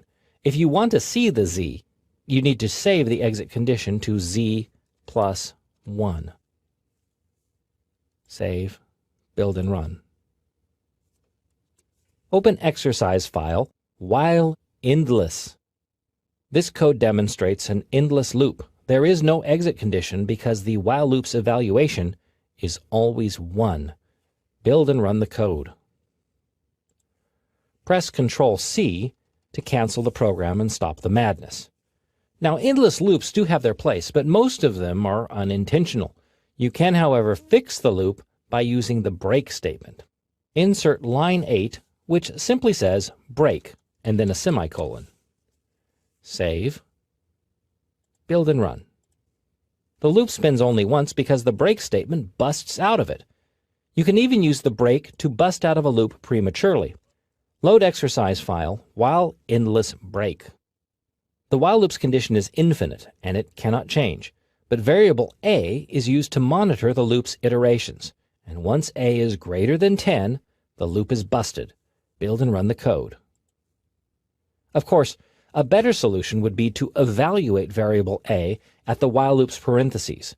That's something I hope you try on your own. The for keyword is used for creating loops in your C code. Unlike a while loop, the for loop is set up on a single line, which makes it more cryptic, but it remains a popular and perhaps more traditional type of loop. In this movie, I present the for loop. You'll see how to set up the loop and understand its parts. A for loop is presented at line 7. The loop's statement contains 3 parts, each separated by a semicolon. First comes the initialization. The statement is x equals 0, which is an assignment. It's made at the start of the loop. Second comes the looping condition. The loop repeats as long as this condition is true, x is less than 10. Finally, the iteration statement. Each time the loop repeats, this statement is executed. Here, the value of x is incremented. The semicolon doesn't follow the for statement's parentheses. Instead, the semicolon follows a single looping statement as shown here at line 8, or a series of statements are enclosed in curly brackets. Build and run this code. The values 0 through 9 are output. This is actually typical for a C loop. In C programming, you start counting at 0, not 1. Humans start counting at 1. So, to fix the loop for the human's eyes, change the printf statement to read x plus 1. This modification doesn't change the value of x, only the output. Save, build, and run. Now that you've seen the basics of the loop, you need to practice some of your skills. You need to practice 3 challenges. You need to modify this code so that the loop displays the values 1 through 20. The other one is to display even numbers from 2 to 20. And finally, to display values from 10 down to 1. That's 3 challenges in one. Your first challenge is to modify the code for 1, as shown in the earlier movie, so that it outputs values 1 through 20. Then create a new program that outputs even values 2 through 20, and finally create another program that outputs values 10 through 1. This exercise should take you about 10 minutes to complete. Here are the solutions to the 3 challenges. The first was to modify the code so that values 1 through 20 were output, and the change is really simple. You just change the 10 to a 20. Save that change, build and run. And there's the numbers 1 through 20. The second challenge was to modify the code so that even values 2 through 20 are output. Unlike a while loop, which was shown in an earlier movie, only one line needs to be changed. Initialization needs to change so that x equals 1, and then x equals x plus 2. Save, build, and run. And there are the even numbers. Of course, to make it more readable, I'd probably have done this change, where x equals 2, while x is less than or equal to 20, and then change the printf statement so that x is output itself. That's just more readable than doing it the other way. The final challenge was to modify the code to display values 10, 9, 8, all the way down to 1. Here's how that change would be made. First, x must be initialized to 10. And then the loop must spin while x is greater than 0. And the value of x each time must be decremented.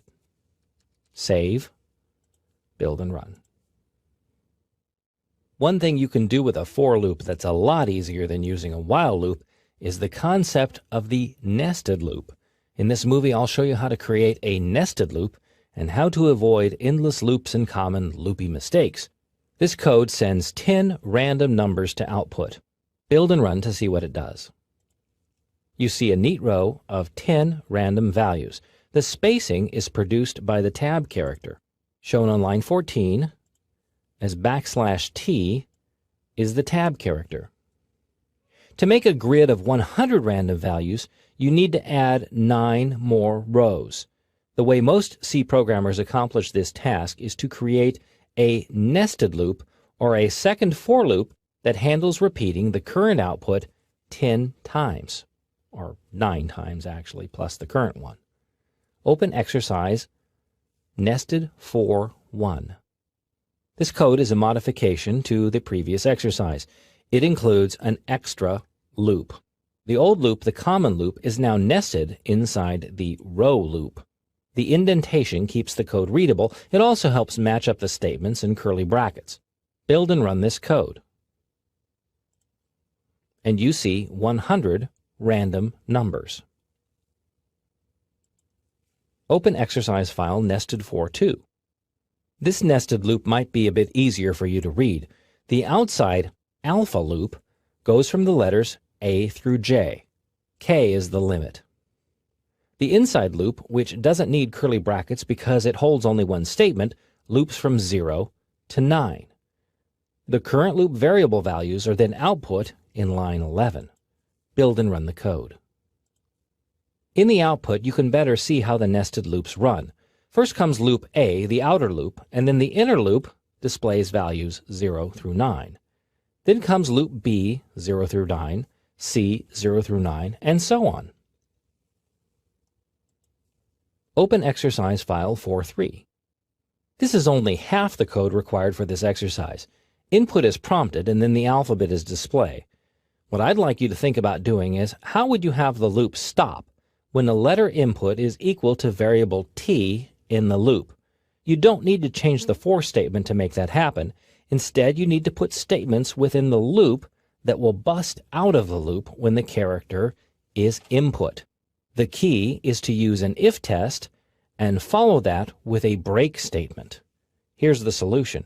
Above line 13, add if t is equals, two equal signs, variable ch, break. If you don't put the two equal signs in there, what you get is an assignment. And in C, assignments always evaluate true. And don't forget the semicolon after the break statement. Save. Build and run. And the alphabet only displays to letter M. I'm going to run it a few more times so you can see what it does. We'll do X. And now we'll do something early like D. One more thing. Remember to check two items in a for statement: the looping condition and the iteration. If either is off, the loop will go on forever. The compiler doesn't check for flaws in logic. That's your job. My tip is to read the for loop statement. Set t equal to character A. While t is less than or equal to character z, increment t. If you changed the condition to just t equals z, for example, it would evaluate true, and the loop would run forever. So watch your conditions and your iterations. The C library is brimming with functions. These functions do a lot of things, but perhaps not everything you need for your programs. Therefore, when necessary, you can concoct your own C language functions. In fact, most programs have dozens, if not hundreds, of their own functions. In this movie, I introduce you to the function. You'll see how to set up and prototype a function, how to call or access the function, and how to bail out of a function early. Like everything in the C language, a function has a certain style and various etiquettes must be followed to add a function to your code. A function has a type, a name, and arguments in parentheses. The type is a value returned by the function, its output. The name is a unique name that identifies the function. The arguments are 0, 1, or more values passed to the function, its input. Here, the alpha function has no input or output, which is valid in the C language. Therefore, it's a void function. Void is a variable type, which means I have no variable type. Function count is an integer function. It generates or returns integer values. It requires no input and therefore has no arguments. Function hangup returns no value, so it's a void function. It does, however, accept a single character as input. The character is an argument, and it's referenced by variable ch. Before you can use a function, it must be introduced to the compiler. That way the compiler can check its arguments to ensure that it's being used properly. Functions are called by their name, and then parentheses. When a function is called, control passes to the function's statements. Then when the function is over, flow continues with the statement after the function call. This code contains two functions. The main function is required in every C program. You also see the blorf function. Line 3 prototypes the blorf function. This informs the compiler of the function type and arguments. The compiler can confirm that the function is being used properly by checking the prototype. Also, the prototype is a statement. It ends in a semicolon. Line 8 calls the function. It has no arguments, so the parentheses are empty. The function itself is found at line 14. This is effectively a repeat of the prototype minus the semicolon. The statements belonging to the function are enclosed in curly brackets. Build and run the code. To call the function again, you simply specify it again. Duplicate line 8 to line 9. Save, build and run. And the output appears twice. The prototype works like a definition for the function, describing how to use it before it appears in the code. You can avoid specifying a prototype, but only when you write the function before it's used. To see an example, open exercise file function 2. The soup function appears above the main function. That's okay because the compiler still sees a main function in there somewhere, and it's always the first function run in the program. What's missing here is the prototype for the soup function. Build and run. And the code outputs text as expected. But try this. Move the soup function after the main function. Save. Just build. On my screen, I see one warning. Your compiler may report the misdeeds in a different manner. Either way, it's not good. You have to add the prototype. So I'm going to insert a line above the main function. Void, soup, void, and a semicolon. Save. Now build and run. No errors, and the output is the same as it originally was. Open exercise function 3. In this code, the cheers function contains its own variable, x at line 18. This variable is used only in the function here to repeat the string 3 times. Build and run the code. You cannot reference variable x outside of its function. To prove it, insert a line above line 11 that displays its value. Save the change and build. Don't even bother trying to run it because you won't. The compiler is basically saying, what the heck is x? Try to define x and set its value inside the main function. Save, build and run. The value of x in the main function is unaffected by the x variable in the cheers function. They are two different variables. Here's another thing to remember. A function ends its run when its last statement is executed. In the cheers function, that's a putchar at line 26. You can bail out of a function early by using the return keyword. Type return semicolon at line 26. You don't need to specify a value here because the cheers function is a void function. It doesn't return anything. In the main function, return must specify a value, as it does at line 17, because main is an int function. Save the changes, build and run. The output is messy because the putchar statement is skipped. That code is never executed because of the return statement right above it. More often you'll see a function return early based on a condition, which usually involves an if statement or a loop. Otherwise, anywhere the return is found marks the spot where the function bails out and control returns to the calling function. Or, in the case of the main function, control is returned back to the operating system. A function has got defunct. It's that I/O thing again. Sure, a void function is necessary and obviously valid, but most functions chew on input and do something based on that input. In this movie, I explore how functions can deal with arguments or values passed to the function. You'll see how to declare such a function, how it deals with values, and how to pass more than a single value to a function. This code contains the repeat function, which accepts one argument, an integer. Within the function, the integer variable is named count.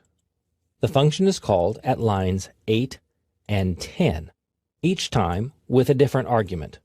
Inside the function, a local variable x is declared. It's used in the for statement along with the count variable. Build and run this code. The function can also accept integer variables as arguments. Make these modifications to the code. In the main function, declare integer variables a and b. Assign the value 1 to a and 5 to b. Use a and b in the two repeat functions. Save the changes, build and run. And the output is the same. Open exercise file argument 2.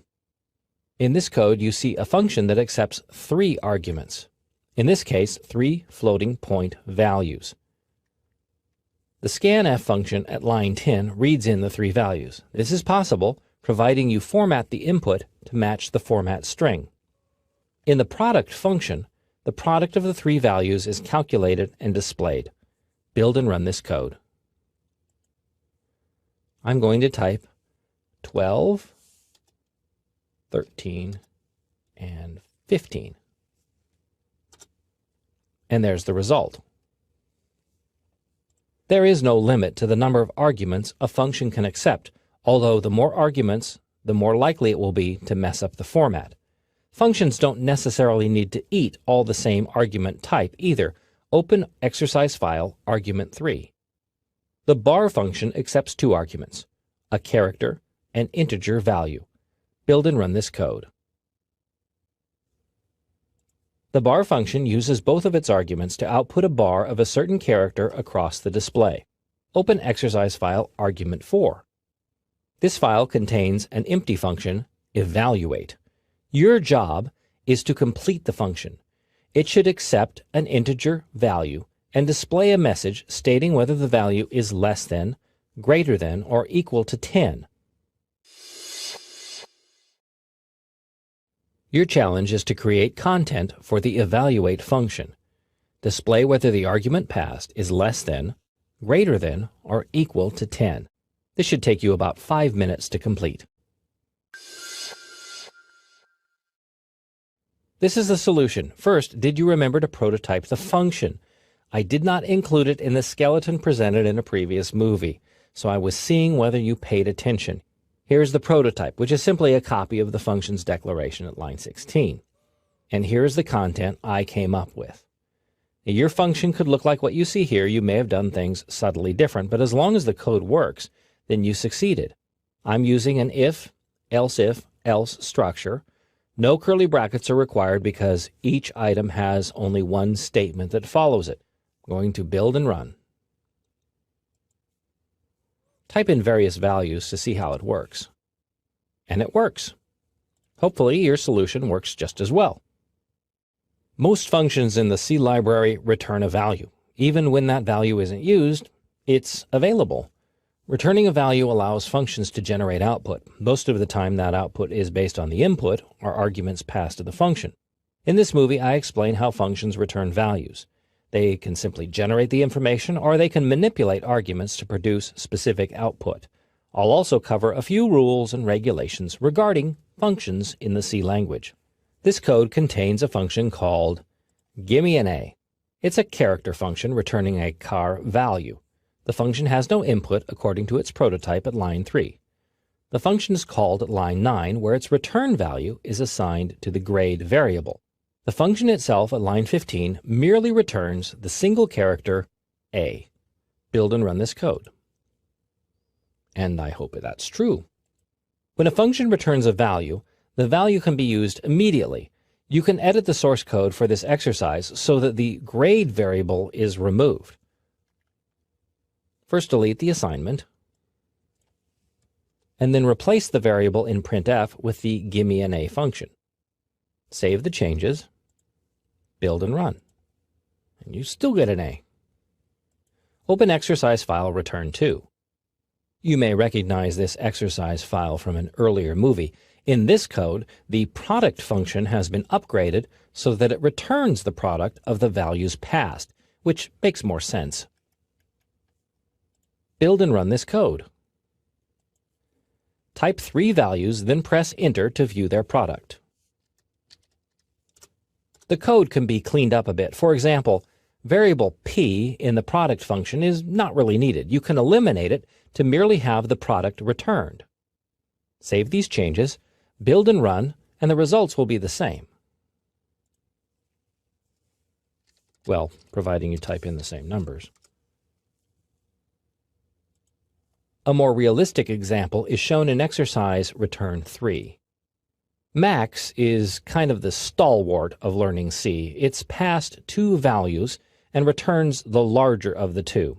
I've also added the isLarger function, which doesn't return anything, but I wanted to show how multiple functions can be declared within the code. Here is max, and there is isLarger. Build and run. Type 2 values, hopefully 2 different values, separated by a space. The code displays the larger of the 2 values. And now, the limitations. In the C language, a function can return only one value. You cannot return multiple values, nor can I think of a reason why you would want to. You can return an array or a structure variable from a function. These variable types are covered in a later movie, but yet they remain single variables. And now I'd like to explain the main function. As you can see here in this source code, main is an integer function. The return statement is required, and an integer value must be specified.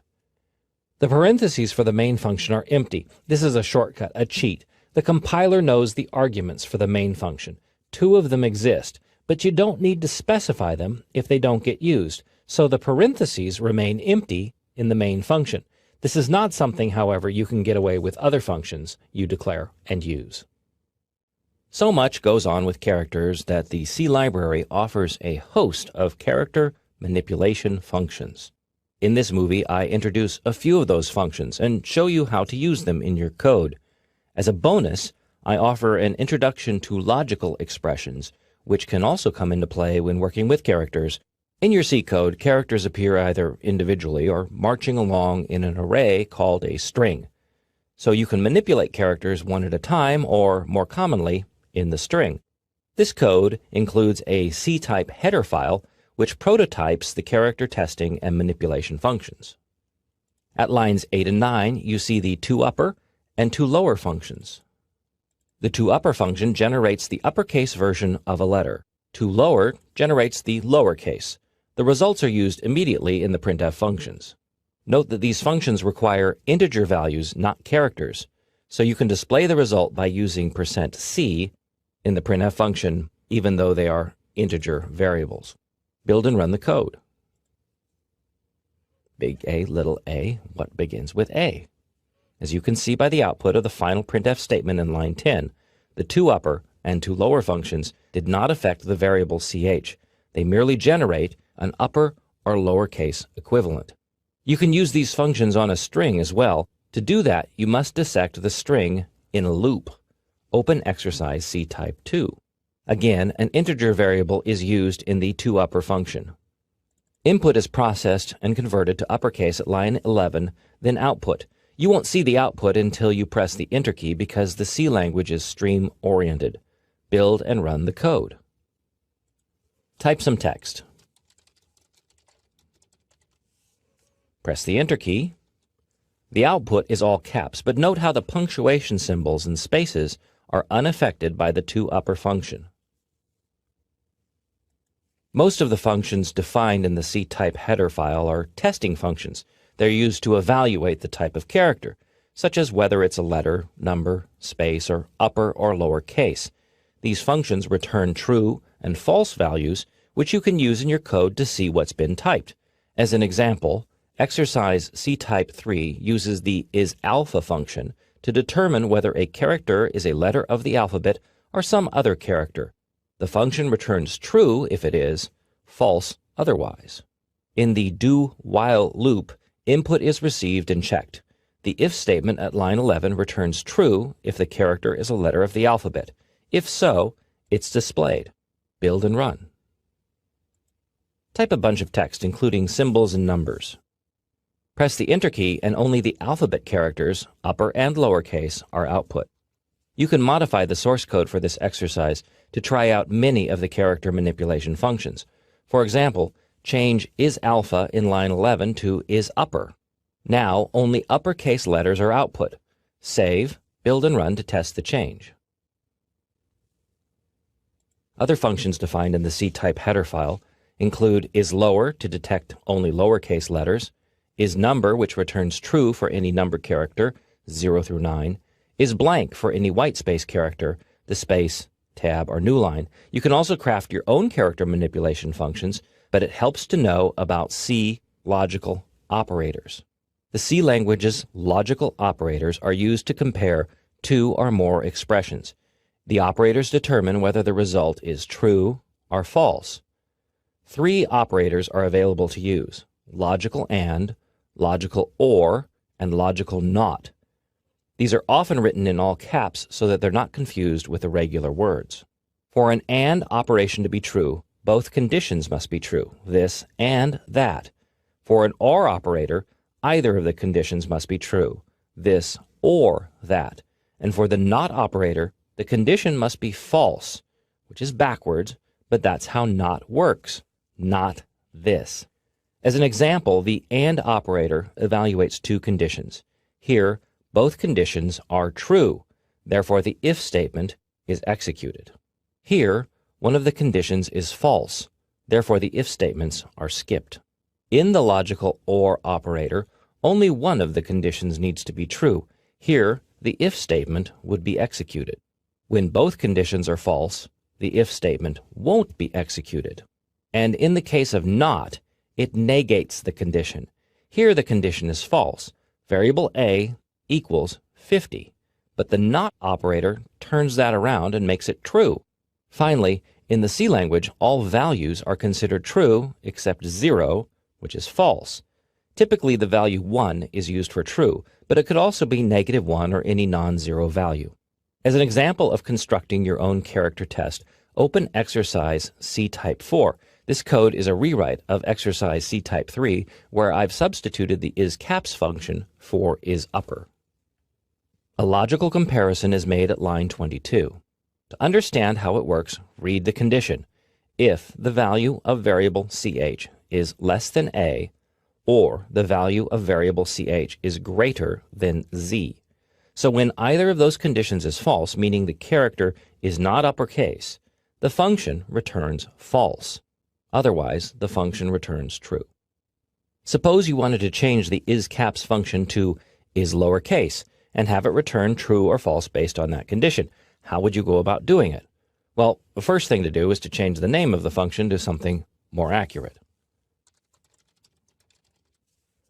There in the prototype, and here as well. And also in the call. Change the big A to little a, and big Z to little z. Save, build and run. And only the lowercase letters appear. You can create just about any character test by using logical operators. You'll see additional examples of using logical operators in other movies in this course. A string is a funny thing. It's not really a C language variable, but it's used that way. And when it comes to manipulating strings in your code, you have to be really careful due to their unusual nature. This movie discusses working with strings.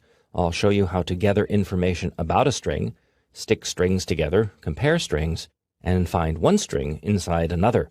These tasks represent the more popular string manipulation functions in the C language. A string is declared at line 6. It's a character array, so the char variable type is specified, and the variable name is string, followed by empty brackets. The string length function, strlen, appears at line 9. I pronounce it stringlen because it means string length.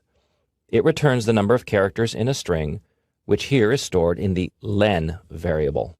Build and run this code. The string is 19 characters long.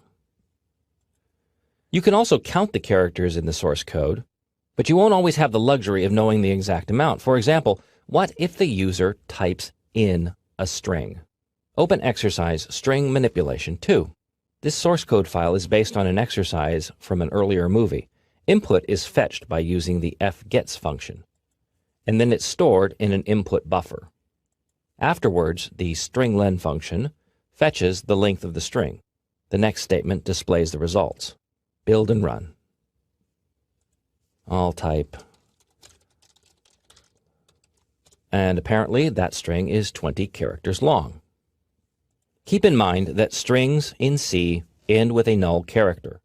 Storage must be allocated for that extra character. The program generates the character, but you must provide room for it in the input buffer. And the string length function does not count that character when it measures the string's length. Open exercise file string manipulation 3. This is only partial code. You and I are going to figure out how to stick these two strings, first and second, together to make another new string. In many programming languages, the addition operator does the trick. For example, would that work? Save, and then click the build button to find out. Well, that's a no. You could display both strings back to back, but that's not the solution I'm looking for. What you need to do is to stick the strings together. Now, rather than say stick the strings together, C programmers say concatenate, which comes from the Latin word for sticking two strings together. But before then, fix up the code. First, create a storage location or a buffer for the resulting two strings. I'm just guessing at 64. I could count each string and see how exactly big they both are, then add one for the null character and set the value that way. But 64 is a holy computer number, so I'm using it instead. So the first thing I'm going to do is to copy the string first into that storage container. The strcpy, or string copy function, copies one string into another. Here, the string first is duplicated into the storage buffer, and I need to prototype that function. All string functions are declared inside the string.h header file. The next thing to do is to stick the string second onto the end of the storage buffer. This statement tacks the string second onto the end of whatever's in the storage buffer, concatenation. And then finally, display the results. Save it. Build and run. And it worked. Concatenation. Another popular string function compares two strings. This code uses the strcmp, or string compare function, to compare two strings. The value returned is 0 when both strings are the same. That's one of those weird times where 0 actually means true.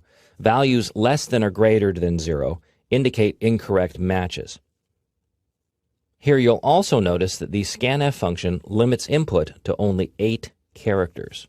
The input matches the 8-character limitation on the buffer. The buffer is 9 characters to account for the null character at the end of the string. Build and run the code. Now try a few passwords before you type the real one, which is secret. Okay.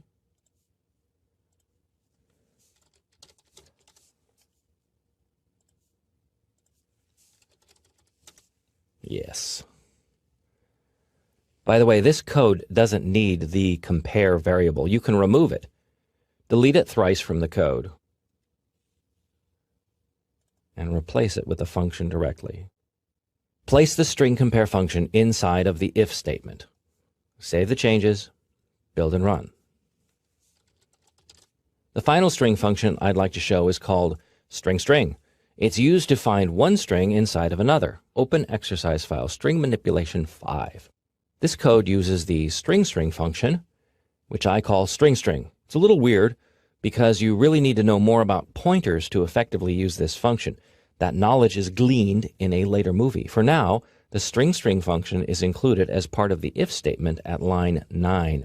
It returns a pointer, or the location of the string find me in the string source string. If no match is made, then the value null is returned. Again, null is a pointer thing. Build and run the code. And the string is found. You can alter the text for the string find me to prove that the function actually works.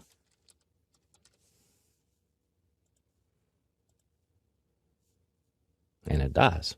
Until you breach the rocky shoals of Pointerland, that's about the best that can be done with the string function. Occasionally, when learning something new, you need to pause and reflect. That's the topic of this movie, pausing and reflecting. Specifically, with regards to variables and values, it's time for me to go back and get you caught up on some things that might have already been seen in an earlier movie, but you have questions about. Plus, I'll introduce a few new concepts, things I feel it's about time you knew, especially if you are new to learning the C programming language. In this movie, I cover creating and using constants. Plus, I offer additional detail on how to use some of the printf function's placeholders. A constant in the C language is different from an immediate value and a variable. It's more like a universal value that doesn't change throughout the code. Constants are values used consistently throughout your source code. They're things that don't change. They're created by the preprocessor define directive. Normally, the constant is written in all caps, letters, and underlines only. Now, when the compiler encounters a constant, it expands it out to its assigned value. In this example, the constant version is created, and it's assigned to the value 3. The compiler converts the word version into the immediate value 3 throughout the code. And remember that preprocessor directives are not C language statements. Don't put a semicolon after the assignment unless you need the semicolon to be a part of whatever's being defined. That hardly ever happens, so just don't add a semicolon. Here is a string constant defined as author. The string must be enclosed in double quotes. This is an example of one constant that uses two other constants to calculate its value. So here, the constant gain grid would equal 120 unless either the rows or columns constants are changed. And they wouldn't be changed in the code, they would be changed in the define statement that you see here. This code is based on an exercise presented in an earlier movie. I've cleaned it up a bit, but now I'm going to set some constants. I'll insert two define directives to set the numbers of rows and columns in the grid. Now I'll change the value 10, used as an immediate value in the loops, to reflect the constants. Save the changes, build and run. The program still outputs 100 random numbers in 10 rows and 10 columns, but now I can easily change that to, say, 20 rows of 7 columns. All I have to do to make that change is to change the constants. I don't have to hunt through the code to find those proper values. That's how constants can save you time. Save, build, and run.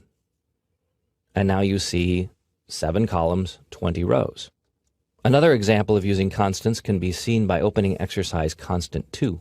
This code is an update to an exercise from an earlier movie. The number of characters to be input is set by the input max constant defined at line 3. The constant is then used to set the buffer size at line 7, and again with the fgets function at line 10.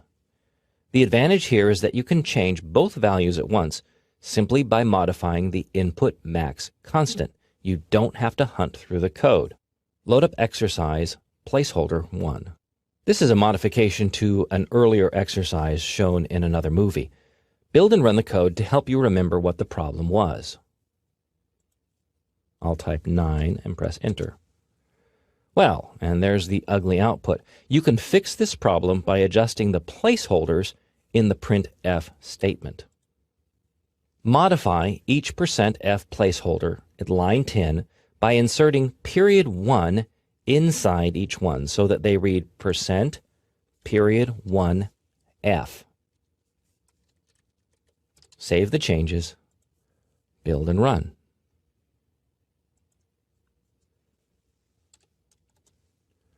The .1 format limits floating point output to only one digit after the decimal point.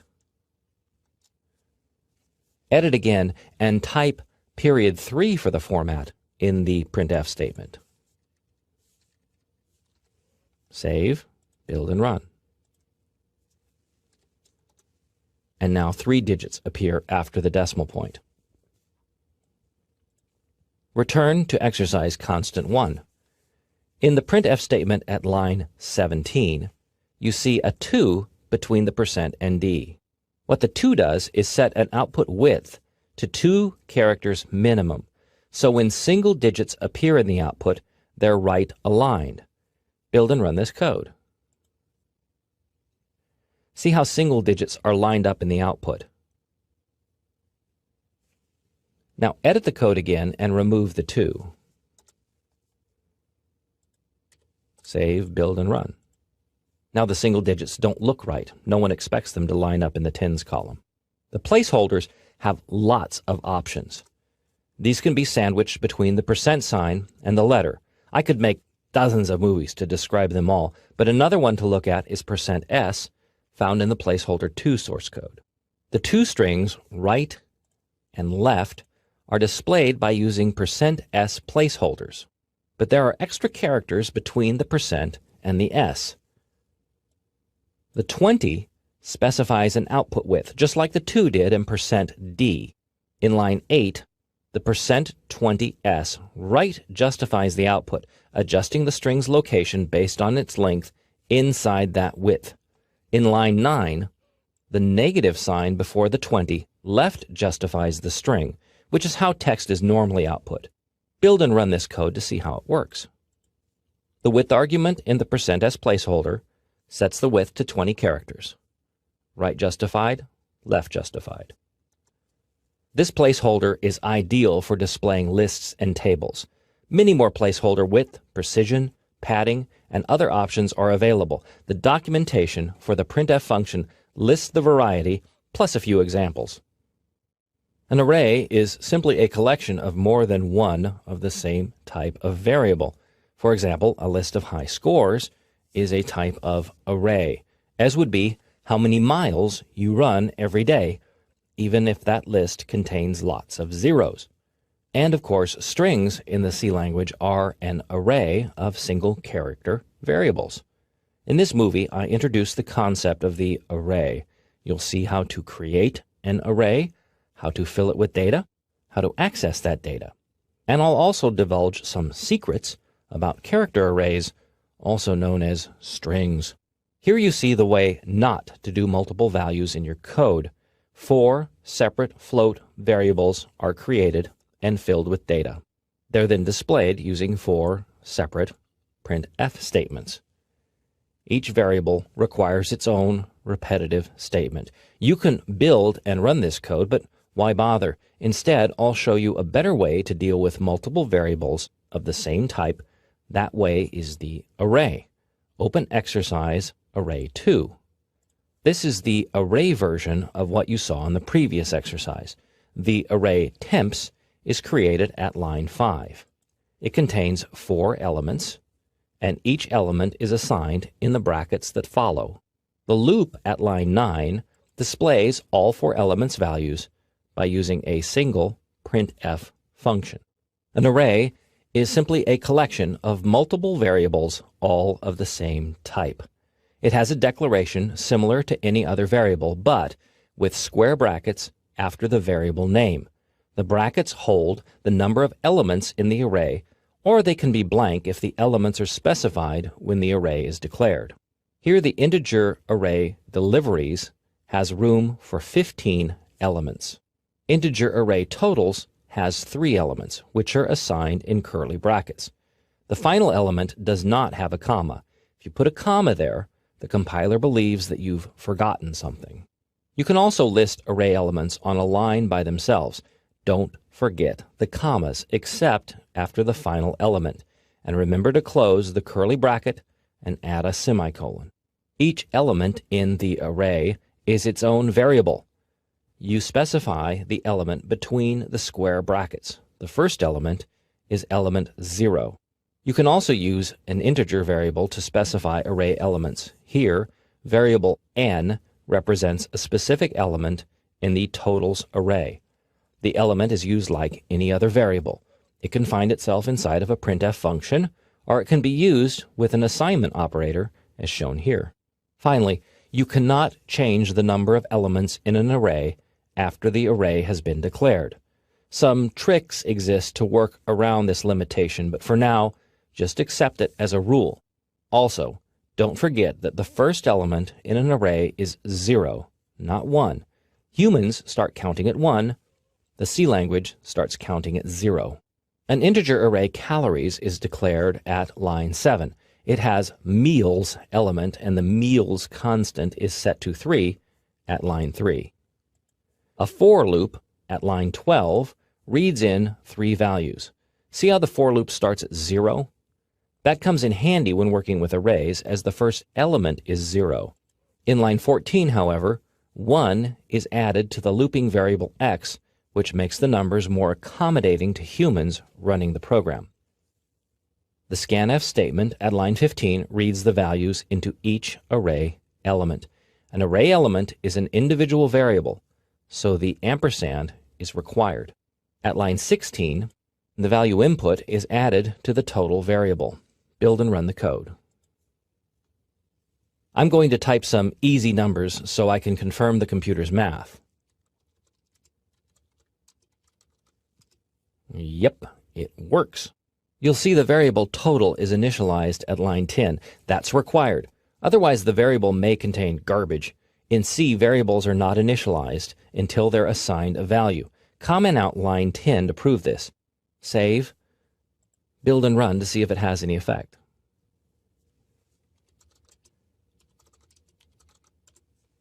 And of course, the number is off because the total variable was not properly initialized. There's an off chance that it may be correct because a random number could be 0, in which case 600 would show up. But here, you see that the total variable was somehow containing the value 52.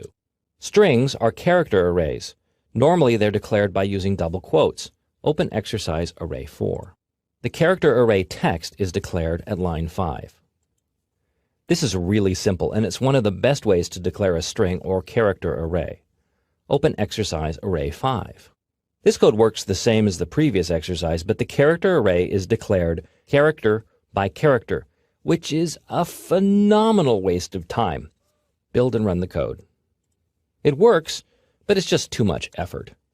The code does, however, point out that the final character in all C language strings, which must be specified, is the null character. It's shown here as the escape sequence \0.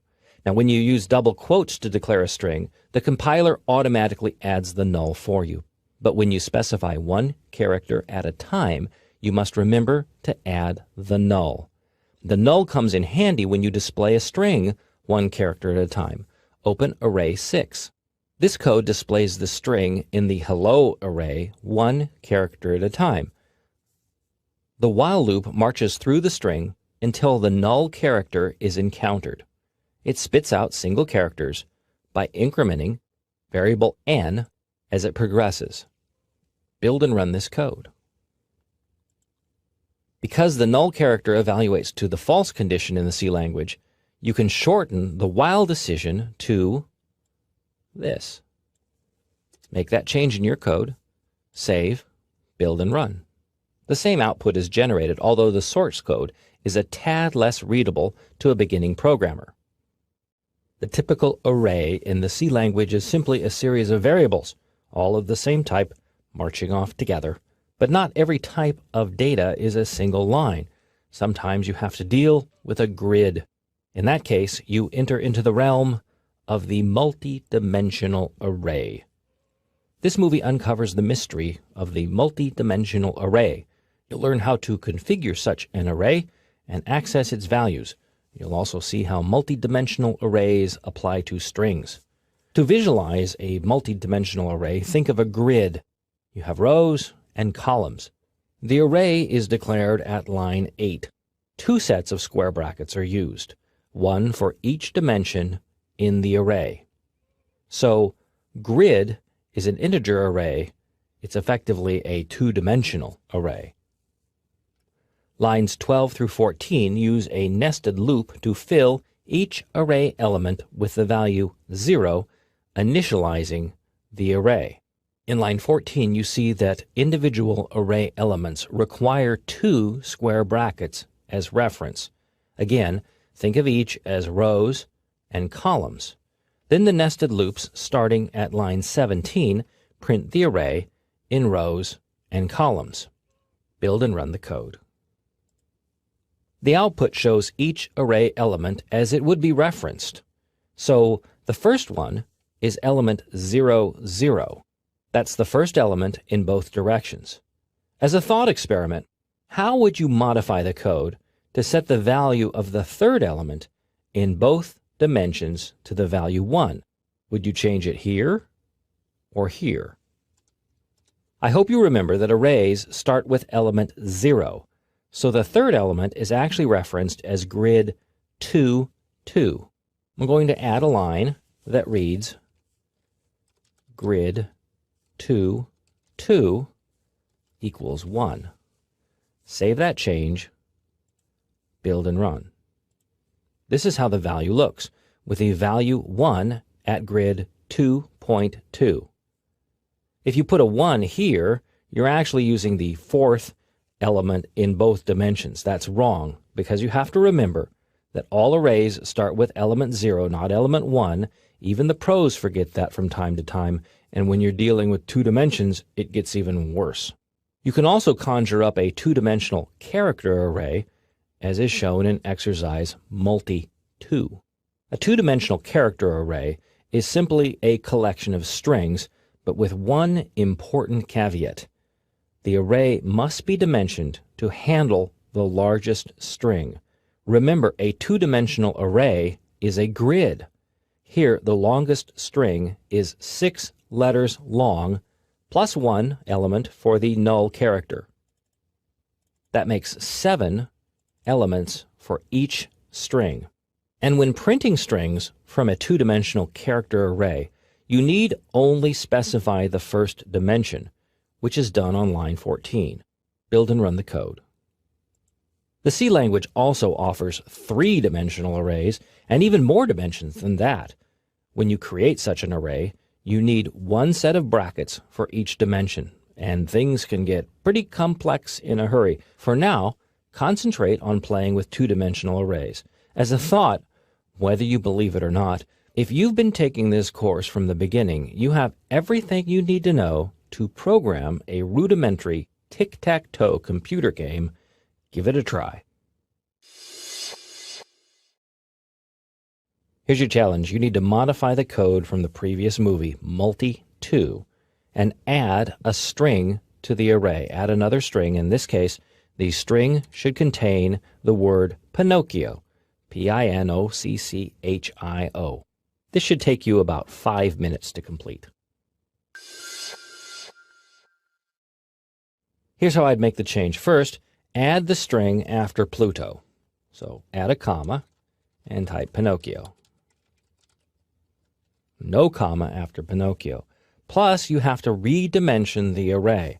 It now has 5 strings, 5 elements in the first direction, and Pinocchio itself is 9 characters long, so you're going to need 10 characters in the grid to handle that null character at the end of the string. So that's the new dimensions, 5, 10, Pinocchio, added at the bottom, and remember to modify the for loop so that it loops 5 times instead of 4. Save, build, and run. Another variable type in the C language is the structure. It's actually a combination of existing variable types, all tied together into a single unit. A structure variable simply has many parts, like a record in a database. This movie presents the concept of the structure. You'll see how to set up a structure, create structure variables, and how to access structure members. I'll demonstrate how to fill data into a structure, as well as the interesting idea of placing one structure inside another. This isn't complete code, of course, but it shows you how a structure can be created in the C language. The keyword struct is followed by the name of the structure. In this case, the name is record. The structure members are contained in curly brackets. each ending with a semicolon, because the whole deal is a statement. The structure members are variable declarations. Inside this structure, you'll find an int and a float member. The int member is named account. The float member is named balance. By itself, the structured declaration merely creates a type of structure, like a new type of variable in the code. To use the structure, you need to declare a variable of the structure type. So on line 9, I'm going to type struct record mybank. This statement creates a variable named mybank of the record structure type. To access the structure's members, you need to reference both the variable name as well as the member name. I'm going to add 2 new lines. The structure variable name comes first, then a dot, then the member name. They must be assigned values equal to the variable type, in this case an integer and a floating point value. Save these changes, build and run. And there's the output from each of the variables inside the structure. To create another record structure variable called yourbank, you simply have to echo the existing statements. You can also fill the members in that structure simply by copying these statements and replacing mybank with yourbank. You could also preset the information inside a structure. Open exercise file structure 2. In this code, a structure named person is declared. A variable of the person type is declared at line 9. It's named president. The president structure variable is immediately assigned values. The values match the structure member types and are enclosed in curly brackets. Run this code to ensure that it works. One thing to note in a structure is how you assign a string to a structure member. Open exercise file structure 3. If you can see what's wrong, great. Otherwise, build the code and then check the build log to see the specific error. Incompatible. That's enough. You cannot use the assignment operator with a string. That's because strings are not variables, they're arrays. Here's how to solve it. And remember to add the string header file. Save the changes. Build and run. Now it works. You can insert any variable type into a C language structure, even another structure. Open file structure 4. In this code, you see definitions for 2 structures. The first, date, is defined at line 6. It holds members year, month, and day. The second structure, person, is declared at line 11. It contains a name array, but also the date structure in the form of a birthday variable. A person structure variable friend is declared at line 15. Line 17 through 20, fill the friend variable. String copy is used to assign the string. For the structure member birthday, note how 2 dots are used to fill in the substructure members in lines 18, 19, and 20. That's how it works. That's how structures within structures are referenced. Build and run the code. By the way, most programmers will declare a structure and then create a structure variable in the same statement. You can do that here on line 14. Specify the variable name friend at the end of line 14, then remove line 15. Save the changes, build and run. The output is the same. I prefer not to use this shortcut in my own code in that I find it less readable, but you're free to use it and you'll see it quite frequently in other C code. I've yet to encounter a programmable device that didn't have some sort of internal clock. A computer has a clock, and thanks to the internet, modern computers keep accurate track of the time. When your code needs to access that information, you dip into the C language library's assortment of time functions. In this movie, you'll see how time functions work in the C language. You'll learn how to check the time, read time values, and how to gather information about the current date. This code uses the direct value generated by the time function, as shown by the second argument in the printf function at line 6. You'll see that the placeholder is LD, which is a long integer value, or a very large integer. That's the type of value returned from the time function. The time function itself requires an argument. Here I'm using the null pointer constant to keep the function happy. Also keeping the compiler happy is the inclusion of the time header file at line 2. Build and run this code. So this value is the current time. It's actually what's referred to as the Unix epoch time, or the number of seconds that have elapsed since January 1st, 1970. To be relevant to a human being, the number is going to need some work. Oh, and by the way, this value has been used in previous movies as the seed number for the srand function. It's the same deal. In fact, if you run the program again, you'll see a different value generated. Normally, the value returned from the time function is saved. It's a long integer value, but the variable type is known as time t, which is spelled time underscore t. Insert a new line in the code to declare variable now as a time t type. To assign a value to the now variable, you must specify it as an argument in the time function. Yes, that's backwards, but several functions operate that way, including scanf, and like scanf, you must prefix the variable with an ampersand. And change the printf statement so that the variable now appears as the second argument. Save these changes, build and run.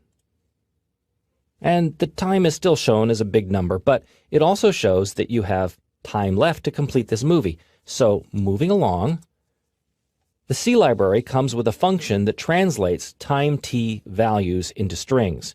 It's called the ctime function. Edit the printf function in this code so that the second argument is now ctime ampersand now, closing paren. Change the LD placeholder to %s. That's because the ctime function generates a string. Save, build and run. What you see is the current date and time, and unless you're doing this movie right now, you'll see a different time. If you want to fetch specific time values, then you need to use the local time function. This function returns the address of a structure that holds individual time values, such as the day, month, week, hour, day of the year, and other information. Open exercise file time 2. The local time function at line 10 fills a structure with interesting info about the current time. The structure is declared at line 7. It's a pointer variable, which you'll learn about in a later movie. The local function uses the current time value obtained at line 9. This fills the structure right now, which is the name of the structure. Some of that information available in the structure is displayed in the printf statement starting at line 11. I've split up the arguments on separate lines to make them more readable. But all this stuff is really a single statement. The C language doesn't let any extra spaces in here bother it. 4 values are accessed from the right now structure: the month, the day of the month, the hour, and minutes. These are all members of the right now structure. You see that the period structure member operator isn't used here. This is the member operator used for structure pointer variables. Build and run the code. Now you may notice that the month value is off. That's because C starts counting at 0, and the first month of the year, January, is month 0. You can fix this code by adding 1 to the value returned from the right now structure. Other adjustments can be made as well. For example, if the current time is less than 10 minutes after the hour, then it appears as a single digit. Fix that by adding 02 to the %d placeholder. This argument increases the output width of the integer to 2 places, plus it'll prefix a 0 when the output is only 1 digit long. Save this change, build and run. Of course, the current time doesn't show that because it's 18 minutes after the hour. But if it was 8, the time would show up as 11:08, and the month is displayed correctly. A variable is a container for some type of data. In the C language, that container holds an integer, floating point, character, or other value. But philosophically speaking, what actually is a variable? In this movie, I help you explore the concept of the variable. You'll see various ways a variable is described, how to determine its size, and its storage location. In the typical C language variable declaration, you learn two tidbits about the variable: its type and its name. Here you see an integer variable declared. It's an integer variable, int, and its name is a. The variable is uninitialized or never assigned a value. Even so, you can use it in the code as is shown in line 7. Build and run the program. On my screen, the value of a is equal to 50. You might see the value 0, although that's just random. Unlike other programming languages, C does not initialize variables as they're declared. Internally, the program allocates a chunk of memory to store the variable's information. That chunk isn't initialized. It's not set to 0. It's just some location in memory, and whatever value is already there is immediately absorbed by your variable, as shown in the output here.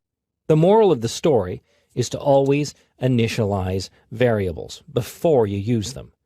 You can make a fix in this code by adding a line. Save that change, then build and run. Now the output is predictable. You also know something else about the variable: its value. Two additional tidbits about the variable can be obtained by using special C language operators. The first is the size of operator. Size of is a keyword, but it's considered an operator. What it does is to return how many bytes of storage are used by a specific variable. That information may seem trivial, but it does come into play often in the C language. Open exercise file var2. Variable a is not initialized here, but that's not an issue because it's not used.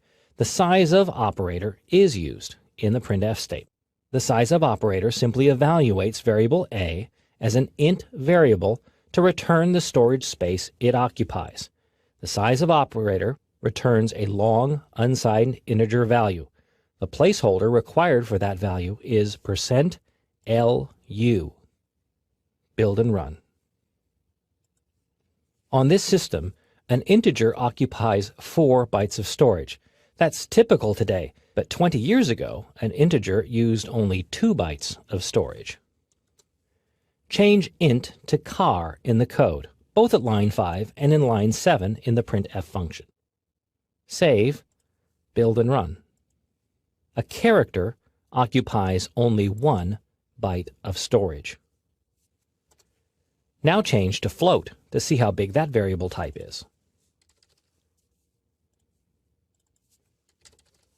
Save, build and run. On this system, a floating point variable occupies 4 bytes of storage. A long integer or long int value is designed to store really huge integers. To see how big it is, change float to long in the code. Save, build and run. On this system, a long integer occupies 4 bytes of storage, which is the same as for a regular integer. But on some systems, you may actually see 8 bytes of storage used for a long integer value. Likewise, a double value has twice the precision of a float. Change long to double in the code. Save, build and run. Here, you see that the double does indeed occupy 8 bits of storage. By the way, you don't need to change the placeholder for any of these redeclarations. That's because the size of operator is what returns the long unsigned integer value, not the variable itself. Other information you can gather about a variable includes its memory location. That tells you specifically where the variable's data, that 1, 4, or 8 bytes of storage, where that data is located. To fetch a variable's memory location, use the ampersand operator. You've already seen this operator used in the scanf and timef functions if you've watched earlier movies.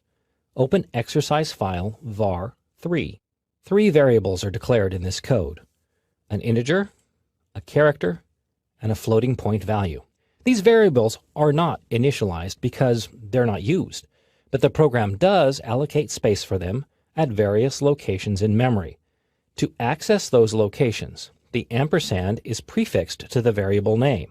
To display the address, use the %p placeholder in the printf statement as shown at lines 10, 11, and 12.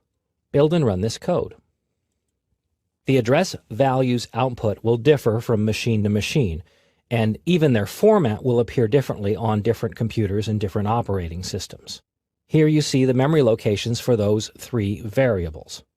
At this point, the information may seem trivial, but it does play a major role when it comes to pointers, which are perhaps the scariest, most dreaded thing in all of the C language. I know many C programmers who spend their careers artfully avoiding pointers, which is possible, but not smart. Pointers are puzzling, yet I hope this movie clears the air for you. I'll explain what a pointer is, how it's used. I promise to move nice and slow because this topic is a very important part of learning the C language.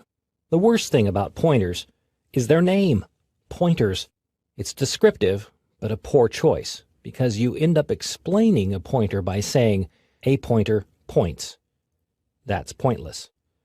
But I can't change the name, so allow me to explain a pointer by giving you this definition. A pointer is a variable that holds a memory location, an address. It's not just any address. You can't say, for example, let's see what's at memory location 96. Pointers don't work that way. The address must be the location of another variable. Pointer variables are declared similarly to other variables, although the variable name is prefixed by the pointer operator, the asterisk. You'll see an example in a moment. The pointer variable type matches the type of variable it references. For example, an int variable requires an int pointer. Finally, pointer variables must be initialized before they're used. This is true of all variables in the C language, but especially so for pointers. Lots of weird errors happen when a pointer isn't initialized. I can't repeat it enough. Pointers must be initialized before they're used. This code is similar to an exercise from an earlier movie. The ampersand operator fetches the address of the variable pokey. The %p placeholder displays that address. Add an integer pointer variable p. Remember, a pointer is a variable that holds a memory address. To get that address, you use the ampersand operator. That's already being used in this code, so you could be able to figure this out on your own, but just in case, I'll initialize the variable p equals amper pokey. This statement assigns the address of variable pokey to the p pointer variable. At this point, you might be puzzled. You might say, where's the asterisk in front of the p? I'll answer that question in a moment. For now, remember that a pointer is a variable that holds a memory location. And here, that memory location is of the pokey variable. It's being saved into pointer variable p. Now, duplicate the printf statement. This time, replace ampersand pokey with pointer variable p. Save these changes, build and run. Both lines output the same address. One is the address of variable pokey obtained with the ampersand. The other is the value saved in pointer variable p, which is that address.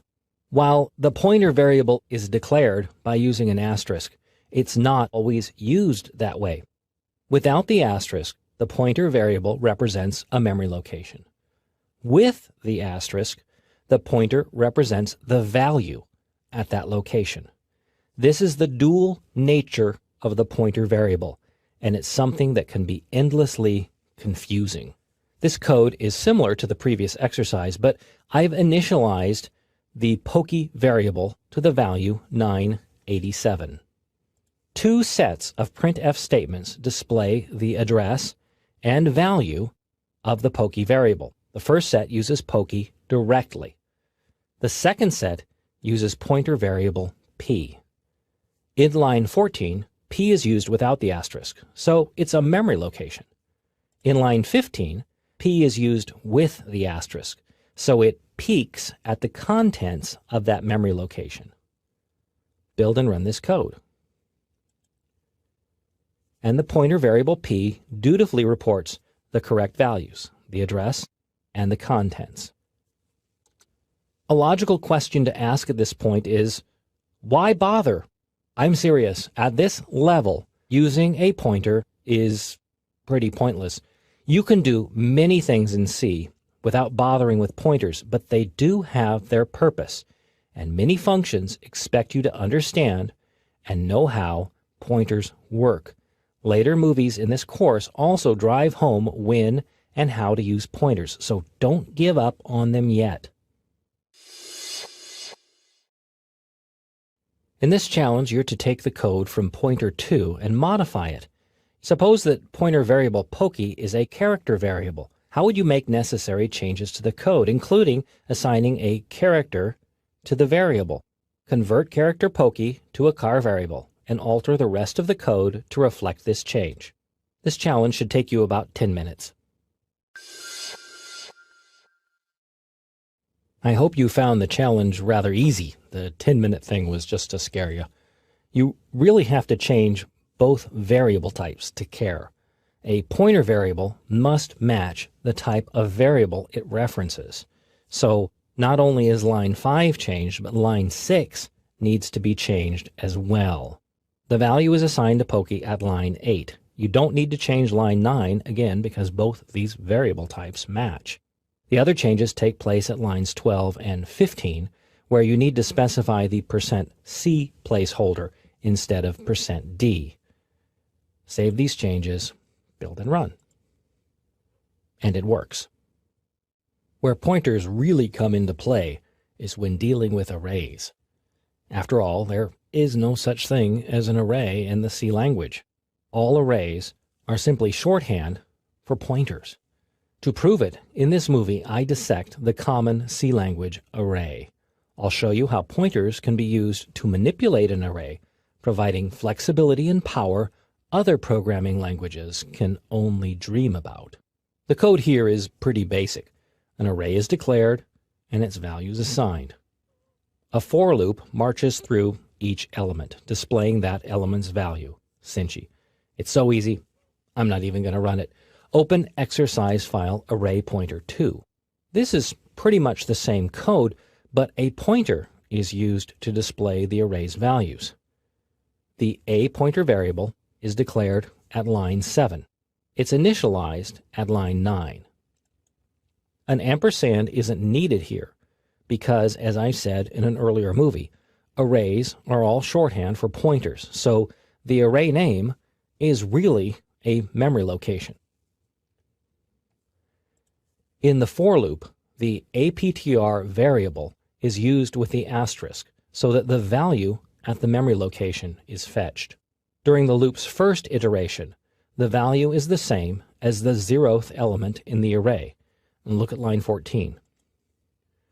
The aptr pointer variable is incremented. In this format, the pointer variable is a memory location. So the memory location is incremented, but by how much? Because aptr is an integer pointer, the memory address it holds is incremented by the size of an integer variable, the storage space that variable uses in memory. Conveniently, that happens to be the location of the next element in the array. Build and run the code. And it works. The output is the same as it would have been for the previous exercise had you bothered to build and run that code. The pointer variable is used to march through the array. The advantage here is that pointers can be used to manipulate array data, and pointers are variables. Go back to the first source code file, array pointer 1. Add a new line below 9.6 to create the pointer variable. And initialize the variable as was done in the other exercise. Now, the tricky statement. Set the value for the third element to 0 by using the pointer variable. The pointer variable is already referencing the first element in line 9. To reference the third element, you need to add 2 to its value. And to assign that memory location the value 0, you use the asterisk operator. The rest of the code can remain the same. Save, build and run. And the third element is now 0. It has been manipulated by using a pointer. Most C language programmers will combine the statements at line 10 and 11 into a single line. It looks like this. You need to use parentheses because the pointer location math must happen before the asterisk references the value. Save the changes, build and run. And the output is the same. You'll see this type of shorthand notation used a lot. The main reason is that it doesn't affect the value of the APTR pointer variable, which still references the base address of the array. Perhaps the best way to demonstrate pointer and array manipulation is to use strings instead of numeric arrays. Open exercise array pointer 3. In addition to declaring a string as a character array, you can also declare a string as a char pointer variable. The compiler makes the assignment, but the variable created is a pointer. In this code, the pointer variable is used, just like an array name, here in the puts function. Build and run to confirm that this approach is not crazy. Now this begs the question that if you're afraid of pointers, how would you display this string one character at a time? Open exercise array pointer 4. Yes, this is the chicken way to do it. And it works because array notation is simply shorthand for pointers. In fact, many C programmers would do exactly as you see here, which is to use array notation to display the string. Build and run. It works, but this approach is not why you're taking this course. I'm going to replace the array notation with pointers. All you need is only one pointer, which I'll call PTR, and you don't need an X. No ampersand is needed here because string is already a pointer. It holds a memory location. To examine a character at a memory location, the asterisk operator is used. So the while loops condition becomes, that's it. Ditto for the putChar function. And then you increment the memory location, which is, so these two represent characters, and this represents a memory location, marching through the string. Save the changes, build and run. And the output is still the same. Now you could go one step further if you like and not even use the PTR variable. I'll make the necessary modifications in the code. Save, build and run. The issue here is that once you change the string variable, you lose its base location in memory. For this code, that's not an issue, but for other situations, it could present a problem. One of the places you'll see pointers used the most, and something you truly can't avoid in the C language, is where a function requires or returns a pointer value. It happens a lot. This movie helps you deal with pointer functions, even create your own. You'll see how pointers are used in functions, how to pass a pointer to a function, and how to return a pointer from a function. You've already seen pointers used in functions in this course. You probably just didn't recognize that's what was happening. The scanf function uses pointer values, specifically memory locations of the variables it reads. The ampersand in line 8 reads the address of variable 8 and sends that address to the scanf function. And you know scanf's return value isn't used in the function. Instead, the function simply uses a pointer to assign the value to the variable x directly. Clever, huh? In exercise scanf2, which I have on the screen here, the ampersand is not required for the name variable. Why? Because name is an array, and arrays are pretty much pointers in disguise. The ampersand isn't needed. You can concoct your own functions that use pointers. You need to specify a pointer as an argument or as the return value. Open exercise file pfunction1. The function -10 is prototyped at line 3. It accepts a pointer variable as its argument. Pointer variable is a memory location, so it accepts the address of a variable as the argument. The address of variable value is passed to the function at line 10. The ampersand operator is what fetches the address. In the function, the asterisk operator is used to change the value of the variable passed. Nothing needs to be returned because the variable's value is directly accessed in memory. Build and run the code. The variable's value is affected by the function, even though only its address was passed to the function and the function didn't return anything. Open exercise pfunction2. In this code, a pointer function is declared. Longer returns a character pointer or the address of the start of a string in memory. The function starting at line 18 compares two strings by length. The longer string is returned, or I should say, its address is returned. The string itself never really makes it to the function, only its address. The address returned by the longer function is stored in the result pointer. It's then output at line 13. Build and run this code. And the longer string is displayed. You can also manipulate strings in functions. Again, you're not passing the string itself, merely its starting point in memory. Open exercise file pfunction3. This code is another example of string manipulation by using pointers, where the function doesn't really need to return any value. The shouting function at line 19 takes a string and munches through it, one character at a time. Each character is run through the toUpper function, which converts lowercase letters to uppercase. Build and run the code. Type something like, "I'm not shouting," and enter. And it worked, all without returning anything from the function. Open exercise pfunction4. In this code, a string is returned from the encrypt function. A string is accepted by the function, manipulated, then a new string is returned, which keeps the original string intact. But will it work? Build and run.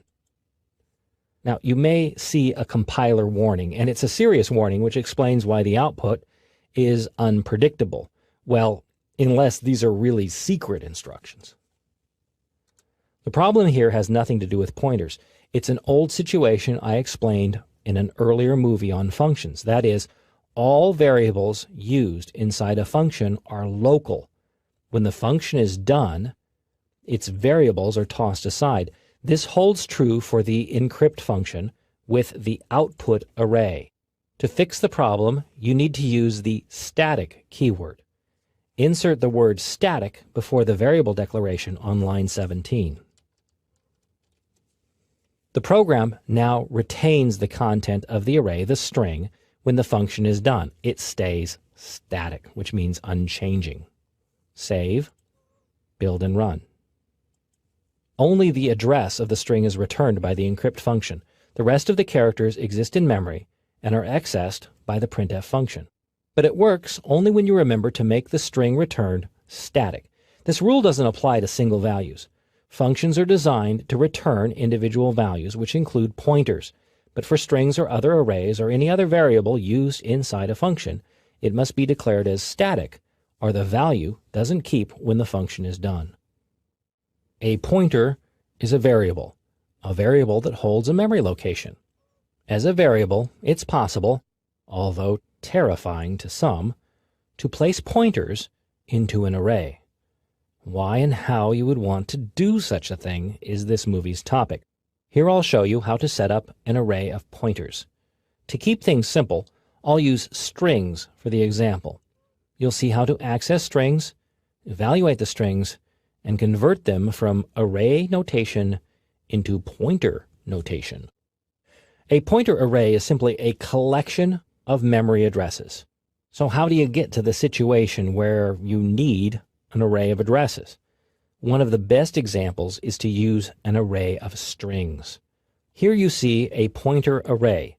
It contains room for 5 memory locations. Those locations are preset to the strings listed. In effect, the declaration is for an array of strings, although that's not technically correct. The strings are displayed by using a for loop at line 14. Build and run this code. And each string is displayed. To prove that the array is a clutch of memory locations, modify the code. In line 15, change the %s to %p. Remember that %p is the memory location or address placeholder. Save the change, build and run. And now you see a series of memory locations. Because the compiler allocated space for the strings and stuck null characters on the end, each memory location does reference a string. By the way, this method of storing multiple strings is far more efficient than declaring a two-dimensional array. In that case, you must declare the array so that each string occupies as many characters of storage as the longest string. Here, in this pointer array declaration, that's not an issue. Open exercise p-array2. This code is another version of the previous exercise. Here, the for loop moves through each pointer in the array.